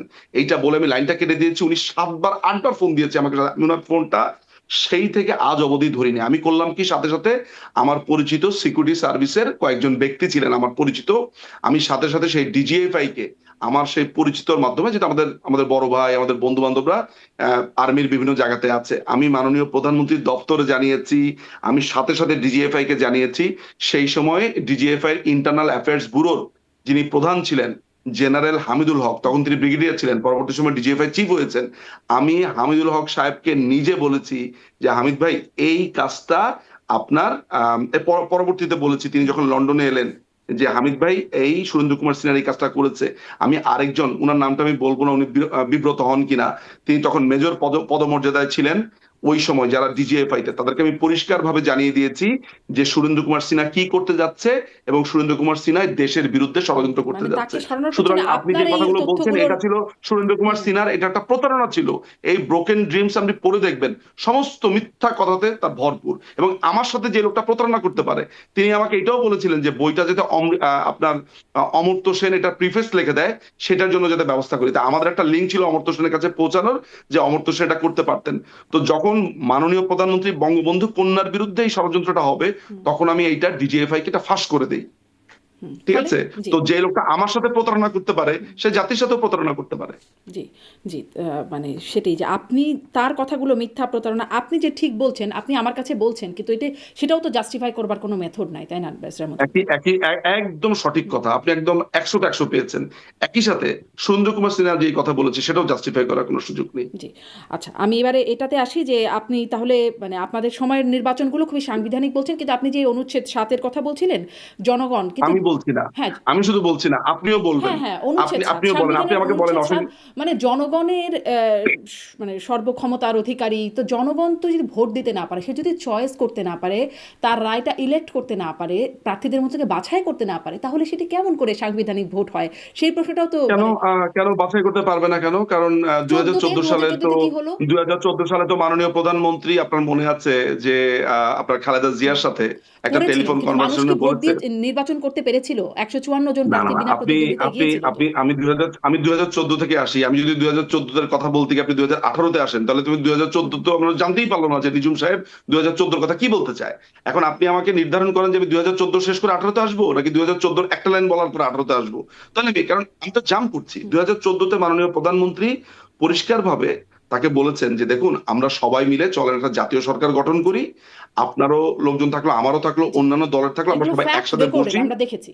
জি, কিন্তু দেখেছেন? মানুষ কি ভোট তো দিয়ে নির্বাচন করতে পেরেছিল তার প্রার্থীকে? মাননীয় প্রধানমন্ত্রীর যে ইন্টেনশন, সেই ইন্টেনশন তো পরিষ্কার যে তিনি সবাইকে নিয়ে একটা ইলেকশন করতে চেয়েছেন। এখন মনে করেন যে আদালত একটা রায় দিয়ে তত্ত্বাবধায়ক সরকার ক্যান্সেল করে দিয়েছে, এখানে মাননীয় প্রধানমন্ত্রীর দোষটা কোথায়? মাননীয় প্রধানমন্ত্রী যখন 1999 সালে ভারত সফর থেকে আসলেন, হুম, তখন তিনি একটা মন্তব্য করেছিলেন এমন যে, মানে তখন প্রচুর জামিন হয়ে যাচ্ছে, তিনি বললেন যে হাইকোর্ট দেখি যত অপরাধীকে ধরা হচ্ছে, এখন এত জামিন পেয়ে গেলে, মানে ফার্স্ট সেশনের ব্যাপারটা ছিল যে সন্ত্রাসীদেরকে ধরা হচ্ছে আর হাইকোর্ট জামিন দিয়ে দিচ্ছে। তখন হাবিব নামে মনে হয় এক লোক, আমি নামটা আপনাকে ভালোভাবে বলতে পারবো না, রাইট আমার কাছে আছে, আদালত অবমাননার মামলা করেছে, কন্টেম্পট অফ কোর্ট। তখন মাননীয় প্রধানমন্ত্রী সিটিং প্রধানমন্ত্রী, মাননীয় প্রধানমন্ত্রী আদালত ফেস করেছেন। তো ওই সময়টাতে তিনি কি প্রভাব খাটিয়েছিলেন? বঙ্গবন্ধু হত্যাকাণ্ডের বিচার তিনি চাইলে, মানে আমি যদি ধরেন আইনমন্ত্রী হতাম ওই 1996 সালে, আমি এখন তো লয়ার হয়েছি, তখন তো আমি লয়ার ছিলাম না, তো আমি আপনাকে এখন বলতে পারি যে ওই বিচারটা আমি স্পিডি ট্রায়ালে 1 মাস 2 মাসে করতে পারতাম, বা সেটা নিয়ে অনেক প্রশ্ন থেকে যেত।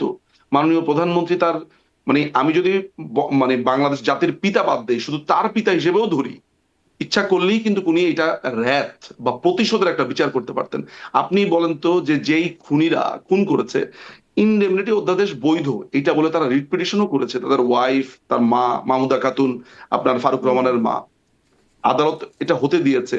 তার মানে একটা জিনিস প্রমাণিত হয় যে মাননীয় প্রধানমন্ত্রী এই আইনের শাসনটা, এখনো আইনের শাসনটা তিনি সবসময় বিশ্বাস করেন। জি। আমার আমি নিজের যে আমি আশা করি অভিজ্ঞতা গত আপনি যেটা 17 বলছেন মাসে, সেটা মানুষ আপনার একটা বিশ্বাস করুক। পার্সোনাল আমি শেষ অভিজ্ঞতা করব। জেনে রাখেন, না, একটা পার্সোনাল অভিজ্ঞতা জেনে রাখেন, আপনার জানা হ্যাঁ, উচিত। মাননীয় প্রধানমন্ত্রী এখনো যখন মাননীয় প্রধানমন্ত্রীকে আমরা কিছু বলি, আমি পার্সোনালি বলি, উনি প্রথম কথাটা বলে, আচ্ছা একটু দেখো তো আইনে কি আছে। হুম। মানে উনি সবসময় আইনটা মেনটেন করতে চান। তাহলে একটা মানুষ আইনকে মেনটেন করতে গিয়ে তত্ত্বাবধায়ক সরকারটা তাকে বাধ্য হতে হয়েছে পার্লামেন্টে এটা উঠানোর জন্য। আপনি এটাতে অন্যায় কি দেখছেন? আমি তো বুঝলাম না আসলে। 2 মেয়াদে করতে পারার কথা মানে ছিল। সেটা মানে করেন নাই। কোনটা 2 মেয়াদে আরো কি করতে পারার কথা? মানে আদালতই বলে দিয়েছিল 2 মেয়াদে। যাই হোক, আমি আসলে ওই দুই বিশ্লেষণে গেলে মেয়াদ, হ্যাঁ, সারাক্ষণ ওই অনেক এই যে আলোচনায় আপনি যেতে হবে। আমাকে, না, এই যে আমি আপনি আমাকে, আমি এই যে আমি আপনি শেষ একটা করব। রায়কে ব্যারিস্টার টুইস্ট করছেন মজুমদার, এত আবার। বড় নো, অনুষ্ঠান কেউ দেখবে না। কেউ দেখবে না ব্যারিস্টার না, না, মজুমদার। এই আমাকে অনুষ্ঠান দেখার জন্য না, এই যে আপনি একটা টুইস্ট করলেন যে 2 মেয়াদে হওয়ার কথা ছিল, আমি আপনাকে পরিষ্কারভাবে বলেছি যে বিচারপতি খায়রুল হক বলেছেন যে 2 মেয়াদে হতে পারে, জুডিশিয়ারিকে জড়িত করা যাবে না। এখন জুডিশিয়ারিতে জড়িত না করলে তত্ত্বাবধায়ক সরকার সিস্টেমটাই তো থাকে না, কারণ তত্ত্বাবধায়ক সরকার সিস্টেমটাই হচ্ছে প্রধান বিচারপতি। তাহলে এখন বলেন, একটা লোক একদিকে একটা রায় দিয়ে বলছেন এই কথা, এটা কিভাবে হবে? ফলে এটাকে পুরোটাই ক্যান্সেল করতে হয়েছে। এখন বিচারপতির প্রধান তো বিচারপতি না অসীম পারলে ক্ষমতা আরো তো আছে রায় অপশন দেওয়া। ছিল, তাই না সংবিধানে? প্রধান এই বিচারপতি না অপশনটা পারলে। আলোচনা করার জন্যই তো মাননীয় প্রধানমন্ত্রী কথা বলতে চেয়েছিলেন।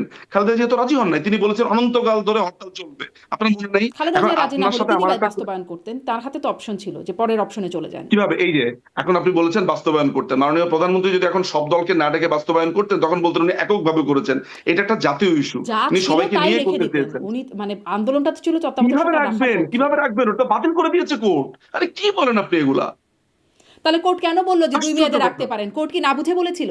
সে এই এইটাই, আরে বাপরে, আপনি নিজেও তো, আমি যতদূর জানি আপনি লয়ার স্টুডেন্ট, উনি বলেছেন যে 2 মেয়াদে হতে পারে, প্রোভাইডেড বিচারালয়কে যুক্ত করা যাবে না। তো একদিকে তার মানে হচ্ছে নতুন একটা সিস্টেম লঞ্চ করতে বলেছেন হুম, বিচারালয়কে। জি, এখন তত্ত্বাবধায়ক সরকারের প্রাণ ভ্রমরাই তো হচ্ছে বিচারালয়, অর্থাৎ অবসরপ্রাপ্ত প্রধান বিচারপতি হুম, খায়রুল হক নিজে, যেই ভদ্রলোক রায় দিচ্ছেন, সেই ভদ্রলোকই হতেন আসলে তত্ত্বাবধায়ক সরকারের প্রধান। হুম। তিনি নিজেই বলছেন যে তিনি এগুলাতে এই লাইনেই তিনি হাঁটবেন না। তাহলে সরকার কি করবে? সরকার এখন নতুন একটা সিস্টেমে তো যাবে, যাওয়ার জন্য তো একটা ইলেকশন হতে হবে, পার্লামেন্ট বসতে হবে। সেটার জন্য মাননীয় প্রধানমন্ত্রী সেই সময় আপনার খালেদা জিয়াকে বলেছেন, আসেন আমরা বসি, একটা সিস্টেম ডেভেলপ করে আমরা ইলেকশনটার দিকে আগাই। যেহেতু আমাদের তত্ত্বাবধায়ক সরকার সিস্টেমটা নাই, আপনাদের ভয় হচ্ছে যে আমরা পার্সিয়ালিটি করবো কিনা, ফলে চলেন সবাই মিলে আমরা সরকারে থাকি, সবাই মিলে ইলেকশনটা করি, এরপরে পার্লামেন্টে গিয়ে একটা নতুন সিস্টেম লঞ্চ করি। তো সেটা তো খালেদা জিয়া হতে দিল না। এই খালেদা জিয়া তত্ত্বাবধায়ক সরকারটা নষ্ট করেছে, বিচারপতিদের বয়স 2 বছর বাড়িয়ে। সব দোষ মাননীয় প্রধানমন্ত্রী শেখ হাসিনার। আপনি না, একটা বারের জন্য আমাকে বলেন তো যে আপনি একবারও এটার জন্য দোষী সাব্যস্ত করেছেন বিএনপিকে? একবারও দোষী সাব্যস্ত করছি না, আমি শুধু বলছিলাম মানুষ ভোট দিতে পারলো কোথায়, মানে সেটা আমার প্রশ্ন ছিল, মানুষ ভোট দিতে মানুষ পারলো ভোট কোথায়, দিতে এখন যদি মানুষের হাতে মানুষ যদি অপশন এখন কি ছিল। মানুষ যদি আর এখন এবারে না আমি আসে, আসলে অন্য এখন যদি প্রসঙ্গে একটা যাব, এই প্রসঙ্গে আমরা সারা দিন রাত 24 ঘন্টা কথা বলে মাসও কথা বলতে পারবো হয়তো, কিন্তু আমি সেই প্রসঙ্গে একটু যেতে চাই যে মানে সাবেক প্রধানমন্ত্রী পুত্র সজীবদের জয় যে সম্প্রতি আল জাজিরাকে দেওয়া বা বক্তব্যে যা বললেন যে এন্ড অফ হাসিনা এরা বললেন, এবং তিনি শেখ হাসিনার বয়স হয়েছে, ওল্ড কথাটাই ব্যবহার করেছেন, এবং এরপরে বাংলাদেশের রাজনীতিতে রিএন্টার করবার সুযোগ হলে সেটি উইদাউট হাসিনা, এটাতেও তিনি বলেছেন হিয়া। কিন্তু শেখ হাসিনা যখন আবার এই কথাগুলো বললেন, 5 দফা দিলেন, জনসম্মুখে আসলেন, তখন তো তিনি এই বিষয়ে কিছু বললেন না। মানে জয় এটা কিভাবে বললেন, বা জয়ের কথা আমি আপনাকে আমি আপনাকে এই জিনিসটাকে বলবো যে আপনি একেবারে ওয়ার্ড টু ওয়ার্ড না নিয়ে জাস্ট এটাকে অ্যাজ এ হোল আপনি একটু দেখেন।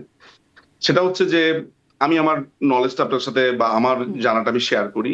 সেটা হচ্ছে যে মাননীয় প্রধানমন্ত্রী সাথে যখন এই ব্যাপারে কথা হয়েছে এর আগে, এটা গত বছর সামটাইমস ইন ফেব্রুয়ারি বা মার্চের সময় কথা হয়েছে, আপা বলেছে যে দেখো 2018 সালের ইলেকশনের 18 সালের ইলেকশনটা আমি করতে চাইনি।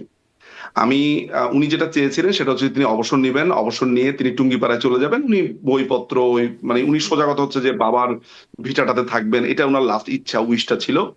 তখন আমাদের দলের যারা নেতা কর্মী আছে তারা একেবারে রীতিমতো তারা অ্যাডামেন্ট যে তারা আপাকে যেতে দিবেন না, এবং স্বাভাবিকভাবে এখনো আমাদেরও একই অবস্থা নিয়ে আছে আসলে, সেটাতে আসছি। তখন তখন মানে উনি এটা ইন্টারনালি আলোচনার ভেতরে তখন অসম্ভব রকম ভাবে ওনাকে ঠেকিয়ে রাখা হয়েছে, উনি তখনই অবসর নেন। আচ্ছা, আমি আপনাকে এই কথাটা কেন বললাম, কারণ হচ্ছে যে উনি এটার প্রেক্ষাপট বিবেচনা করে এটা বলেছেন যে তিনি অবসর অনেক আগেই নিতে চেয়েছিলেন, পরবর্তী সময় ঘটনাচক্রে দলীয় নেতা কর্মীদের ভালোবাসায় চাপে উনাকে অনেকটা বাধ্য এখানে আসতে হয়েছে। আচ্ছা, সজীবদের জয় যে কথা বলেছেন সেই কথাটা বলেছেন যে জায়গা থেকে, এই জন্য আমি বলছি আপনি অ্যাজ এ হোল বুঝবেন আর কি।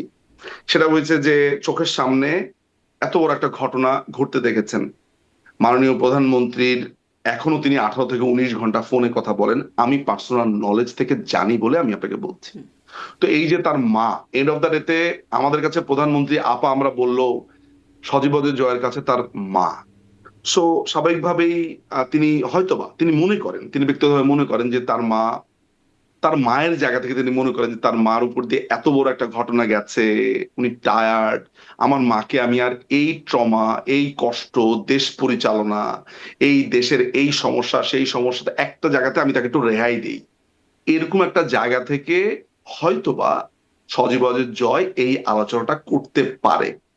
কিন্তু একই দিকে এইটাও জেনে রাখেন যে সজীবদের জয় এইটাও আপনি যদি তাকে ওই ওই হোস্ট জিজ্ঞেস করতেন যে এই সিদ্ধান্ত কিন্তু দলীয় ফোরামে হবে, এইটা সজীবদের জয়ের একটা উইশ হতে পারে, একটা চিন্তা হতে পারে, একটা ভাবনার জায়গা হতে পারে যে আমার মাকে আমি এইভাবে দেখতে চাই, বা আমার মা টায়ার্ড হয়ে গেছে আর না, এনাফ। আমি আমার মা হলে একইভাবেই চিন্তা করতাম, কিন্তু আমি আমার মাকে তো আর এইভাবে ধরেন আমার আমার আমার একেবারে মা, আমি জন্মদাতা মা তিনি আমার, আমি এইভাবে ভাবছি আমার মাকে নিয়ে। এখন আমার মাকে এই সিদ্ধান্তটা নিতে হলে তো একটা প্রসিডিংস এর ভেতর দিয়ে যেতে হবে দলীয় কারণ বাংলাদেশ আওয়ামী লীগ তো এমন না যে কলমের খোঁচা দিলাম অমুক সভাপতি তমুক সভাপতি, এমন না, একটা কাউন্সিলের মধ্যে দিয়ে আমরা হই। তো এই যে সজীবদের জয়ের এই ভাবনাটা, মার প্রতি তার এই যে এই মানে এই তিনি আবেগের প্রগাঢ় বশে বলেছেন, আহ্বান, বাস্তবিকতা বলেন নাই, আবেগের আবেগের বশে। মানে উনার যে চাওয়াটা, সেই চাওয়াটাকে আপনি একটা সাংগঠনিক বাস্তব হিসেবে ভাববেন না।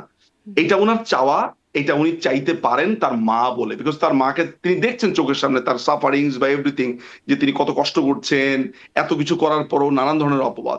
ফলে এটা একটা চাওয়া, সাংগঠনিক ভাবে যখন সিদ্ধান্তটা আসবে বা হয় কখনো, তখন আমার মনে হয় আমরা এগুলো নিয়ে এইভাবে বলতে পারবো। এটাকে আমি একটা ছেলের মার প্রতি ভালোবাসা, আহ্বান, আবেগের জায়গা আমি বলতে মানে স্বাচ্ছন্দ্য বোধ করি। জি, আল জাজিরা নিশ্চয়ই একটা ছেলের শুধুমাত্র ইন্টারভিউ বা মানে মায়ের প্রতি আবেগের জায়গা থেকে জানতে চাইবার কথা ছিল না নিশ্চয়ই। মানে তিনি সাবেক প্রধানমন্ত্রীর পুত্রের কাছে মানে বলছেন। আচ্ছা, আপনার ব্যাখ্যাটা আমি বুঝলাম। জি, প্রধানমন্ত্রীর পুত্রের কাছে বলেছেন আপনার খুবই ব্যাখ্যা বুঝছি। সত্যি। জি, আল জি, আল- আল জাজিরার আল জাজিরার চাওয়া বা জানতে চাওয়া হয়তোবা নানান ধরনের রিজন আছে, মানে কিন্তু আপনারা বিষয়টাকে একইভাবে আমাদের লিবার্টি আবেগের বলে আছে। বাস্তবতা সম্মত না, এটা সেটাই বলছেন, যেটা আবেগের না, বিষয় কিন্তু না। কিন্তু কিন্তু মাথায় রাখবেন যে আল জাজিরার যেমন জানতে চাওয়ার জানতে চাইবার একটা ব্যাপার রয়েছে, কাকে জানতে চাচ্ছেন, একই সাথে আমাদের বুঝবার লিবার্টি রয়েছে তিনি কি বলেছেন। ফলে আমি আমার এই বুঝার লিবার্টি অ্যাপ্লাই করেছি, আল জাজিরা জানতে চাইবার লিবার্টি অ্যাপ্লাই করেছে। জি, আর সবাই আসলে শিরোনাম করেছে এন্ড অফ হাসিনা এরা, এই বিষয়টাই। ফলে এটা একটা খুব এইটা তো হচ্ছে চমকদার যে সাকিব ফিরে এলেন, পরে দেখা যাচ্ছে হ্যান্ডবল প্লেয়ার সাকিব ফিরে এলেন। সো আপনার না, আপনার কিন্তু এটা তো পত্রিকা তার মুখ যেসব থেকে এসেছে, এন্ড অফ হাসিনা এরা, না না? না না না না, একটা কথা মাথায় রাখবেন আপনি যে না, এন্ড অফ হাসিনা এরা, এখানে এন্ড অফ হাসিনা এরা তারা কখন বলতে পারবে? সজীব ওয়াজেদ জয় যদি বলে যে আমার মা থাকবেন না, হুম। এইটা উনার উইশফুল থিঙ্কিং তো এন্ড অফ হাসিনা এরা হতে পারে না। হাসিনা এরা হতে পারে তখন যখন সাংগঠনিকভাবে সিদ্ধান্ত হবে। তো এইটা কি পত্রিকালারা বোঝে না? তো পত্রিকালারা তো এইভাবে চটকদার ভাবে বলে যে আপনার জয়ার গোয়াতে উৎসব, তো মানুষজন বলছে কি অশ্লীল, কি ভয়ঙ্কর কথাবার্তা। পরে জানা গেল যে গোয়া নামে একটা জায়গা আছে ইন্ডিয়ার, সেই উৎসবে আপনার জয়া যাচ্ছেন। তো সবকিছু বোঝার একটা একটা জায়গা আছে, যে চটকদার সাংবাদিকরা একটা কথা বলে, সেইটা সাকিব ফিরে এলেন, সরাসরি তিনি মুখে বাংলাদেশ বলে যাচ্ছেন। দিচ্ছেন, আর দোষটা হচ্ছে চটকদার সাংবাদিকদের। তিনি একদম না, আমি প্রকাশ্যে বললেন আমি তার বলে মা দিচ্ছি কি, ওল্ড। এই প্রথম আলোর মতো পত্রিকা এটা রিপোর্ট করেছে, আমার কাছে সেটা আছেও। জি, তো সাংবাদিকরা বলছে যে জি, কিন্তু সাকিব ফিরে এলেন, তো এটা একটা ওরা জানে একদম না একটা যে ভিডিও। সাকিব নিয়ে ওরা কি কি বোঝাতে জি, চাচ্ছে। একদম মানুষ এখন ভিডিও সাকিবের সাক্ষাৎকার কথা ছিল বলতে কেমন ব্যারিস্টার থাকবে নজরুল কথা বলো। মজুমদার, একদম পরে দেখা ভিডিও যাবে যে সাক্ষাৎকার হ্যান্ডবল ছিল। খেলোয়াড় সাকিব। হ্যাঁ, একদম ভিডিও সেটাই। সাক্ষাৎকার ছিল সেখানে, এন্ড অফ হাসিনা এরা, তার মা ওল্ড, এবং তাকে তার মা নেক্সট টাইমে যখন আপনাকে তো আমি বাংলাদেশে আবারও এন্টার বলেছি করবে। যে উনার সজীব ওয়াজেদ জয় যেটা বলেছেন সেটা তো এটা একটা ভাবনা, এটা একটা প্রত্যাশার জায়গা, কিন্তু সেটা তো সাংগঠনিক ভাবে যদি বলতো তাহলে এন্ড অফ হাসিনা এরা হতো। আপনি ভবিষ্যৎ আপনাকে বলে দিবে কি হচ্ছে, আমি আপনাকে বলছি। জি, আহ, মানে সেক্ষেত্রে তার ক্রেডিবিলিটি একটু প্রশ্নবিদ্ধ হয়ে গেল না? না, প্রশ্নবিদ্ধ হলো না। আমার মাকে যদি আমি মনে করি যে আমার মা থাকবে না, আমি চাই না, আমার মা এরকম ক্লান্ত হয়েছে, সেটা তিনি একবার না 500 লক্ষবার তিনি বলতে পারেন। অবশ্যই তিনি বলবেন, তার সেই রাইট আছে।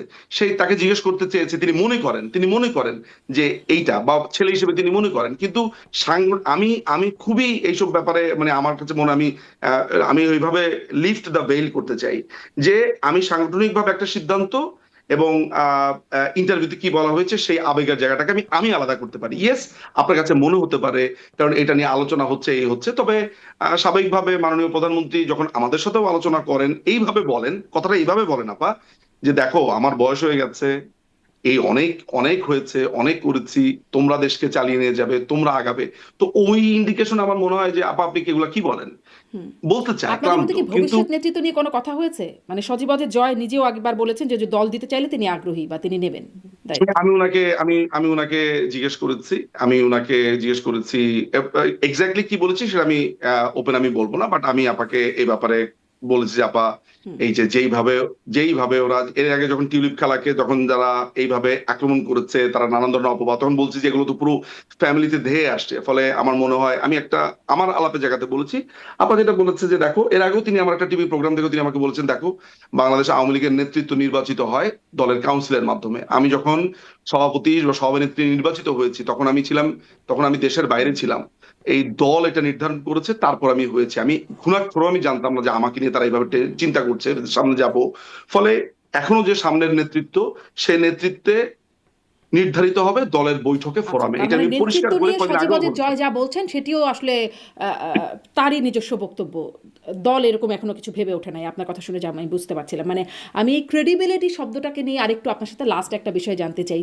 আপনার সাথেও একবার কথা হয়েছিল যেটি নিয়ে বেশ, ওই ক্লিপটা বেশ সামাজিক যোগাযোগ মাধ্যমে ঘুরেও বেরিয়েছে, যে সাবেক প্রধানমন্ত্রীর সেই সময়ে তাপস মানে দক্ষিণের মেয়রের সাথে যে কথা হচ্ছে লেথাল ওয়েপন ব্যবহারের, আমি একটা অডিও ক্লিপ শোনাচ্ছিলাম, আপনি বলছিলেন আপনার চাচির কণ্ঠস্বরের মতো মনে হচ্ছে। জয় তখন বলেছিলেন, পরবর্তীতে যখন বিবিসি ক্লেম করেছিল যে তারা এটাকে মানে রিপোর্টটা চেক করেছে, মানে ভয়েস ক্লিপটা চেক করেছে, জয় বলছিলেন যে এটি হলি আর্টিজানের ঘটনা। আর হলি আর্টিজানে তখন প্রধানমন্ত্রী হিসেবে নির্দেশনা দিচ্ছিলেন লেথাল ওয়েপন ব্যবহারের। আওয়ামী লীগ তার অফিসিয়াল ফেসবুক পেজে বিবৃতি দিয়ে বলল এটা এআই। আর পরবর্তীতে শেখ হাসিনা আন্তর্জাতিক গণমাধ্যমে যখন সাক্ষাৎকার দিলেন তখন বললেন টেকেন আউট অফ কনটেক্সট, মানে অনেকগুলো বক্তব্য।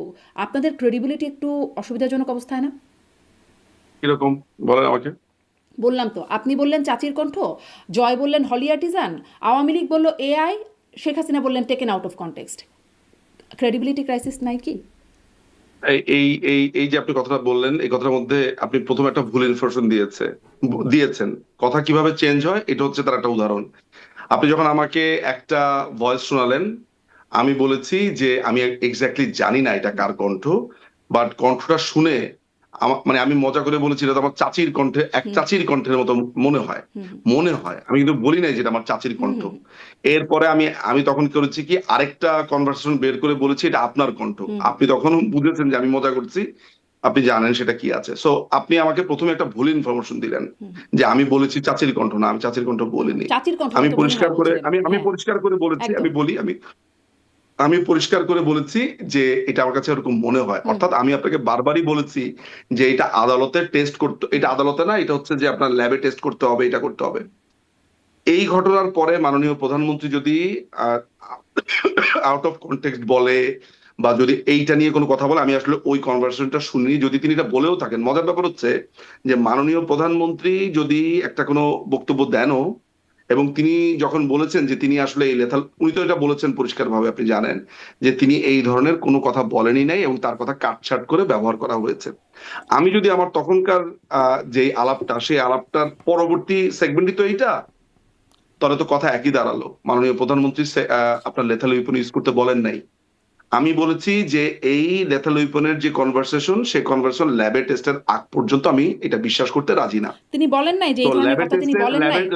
এই ধরনের ল্যাব কথা টেস্টের তিনি বদলে বলেন ল্যাব নাই। টেস্টের আমি বলি, এইরকম কথা শেখ হাসিনা বলেন নাই। তিনি বলেছেন এটি টেকেন আউট অফ কনটেক্সট, মানে তার বক্তব্যের আমি আমি কনটেক্সটের আমি বাইরে আপনাকে থেকে নেয়া। বলি একটু, আমাকে, হ্যাঁ, আমাকে আমার আর্গুমেন্টটা মেক করতে দেন। সেটা হচ্ছে যে আমাকে যখন আপনি একটা কনভারসেশন এনে দেবেন, সেই কনভারসেশনটা আমি যদি আপনাকে বলি যে এটা মাননীয় প্রধানমন্ত্রীর গলা, আপনি তো অত্যন্ত স্মার্ট একজন মানুষ, আপনি আমাকে ধুম করে একটা প্রশ্ন করে বসবেন, আপনি কেমনে বুঝলেন? একজন লয়ার হিসেবে আপনার তো টেস্ট করা ছাড়া এটা সিউরিটি দেওয়ারও কথা না, বলতে পারলেন কেমনে? তখন আমি কি করব? এই জন্য আমি সবচাইতে বেস্ট যেটা অ্যাজ এ লয়ার হিসেবে, অ্যাজ এ লয়ার কথাটা এই কারণে বলছি, কারণ আমি তো আর একক এখন সত্তা না। আমি যদি আজকে অন্য একটা প্রফেশনে থাকতাম, তখন আমার সামান্য একটা মিস্টেকও আপনি ওভারলুক করতেন, কিন্তু আমি তো সতর্কভাবে বলতে হবে যখন ব্যাপারটা আইনি। এই কারণেই বারবার শব্দটা বলেছি যে অ্যাজ এ লয়ার, যে একটা কনভারসেশন আপনি এনে দিলে আমি সেই কনভারসেশনটা চাবো হচ্ছে প্রপার অথরিটি, প্রপার ওয়েতে সেটা আসুক, এটা কার। সেই কারণে ওপেন একটা মাধ্যমে আপনার মতো আপনার প্রোগ্রামের মতো একটা প্রোগ্রামে আমি তখন ব্যাপারটাকে এইভাবে নিয়েছি, হুইচ ইজ অ্যাবসলিউটলি কারেক্ট আমার কাছে মনে হয়েছে। মজা করে বলেছি যে চাচির কণ্ঠের মতো মনে হয়। তো পরবর্তী সময়, অর্থাৎ আপনার এই প্রোগ্রামের পরে যদি মাননীয় প্রধানমন্ত্রী নিজে রেকগনাইজ করেন যে এই কণ্ঠটা তার, তিনি যদি বলেন এই কণ্ঠটা তার, এবং একই সাথে তিনি বলেন যে তিনি এই ধরনের কোনো কথা বলেন নাই, তাহলে আমার যে আগের পজিশনটা ছিল ল্যাবের টেস্টের ব্যাপারটা, সেটা থেকে আমি সরে আসতে পারি। যে আমি কিন্তু এটা আপনাকে বলে রাখছি যে মাননীয় প্রধানমন্ত্রী যে এটা বলেছে এটা আমি শুনি নাই আসলে। মানে তিনি এটা শুনলে আমি আরো যে ভালোভাবে বিদেশি আপনাকে বলতে পারতাম। গণমাধ্যমগুলোতে সাক্ষাৎকারে তিনি বলেছেন হ্যাঁ, টেকেন আউট আমি অফ আমি আমি কনটেক্সট। আমি শুনি নাই, কিন্তু আমি ধরে নিচ্ছি যে আপনি তো ভুল রেফারেন্স দিবেন না। আমি ওই অর্থে ধরে নিচ্ছি যে হ্যাঁ, আপনার কথা কারেক্ট। আমি শুনি নাই, বাট এখানে আমি কথা তর্ক বাড়াবো না, আমি ধরে নিচ্ছি যে আপনার কথা কারেক্ট।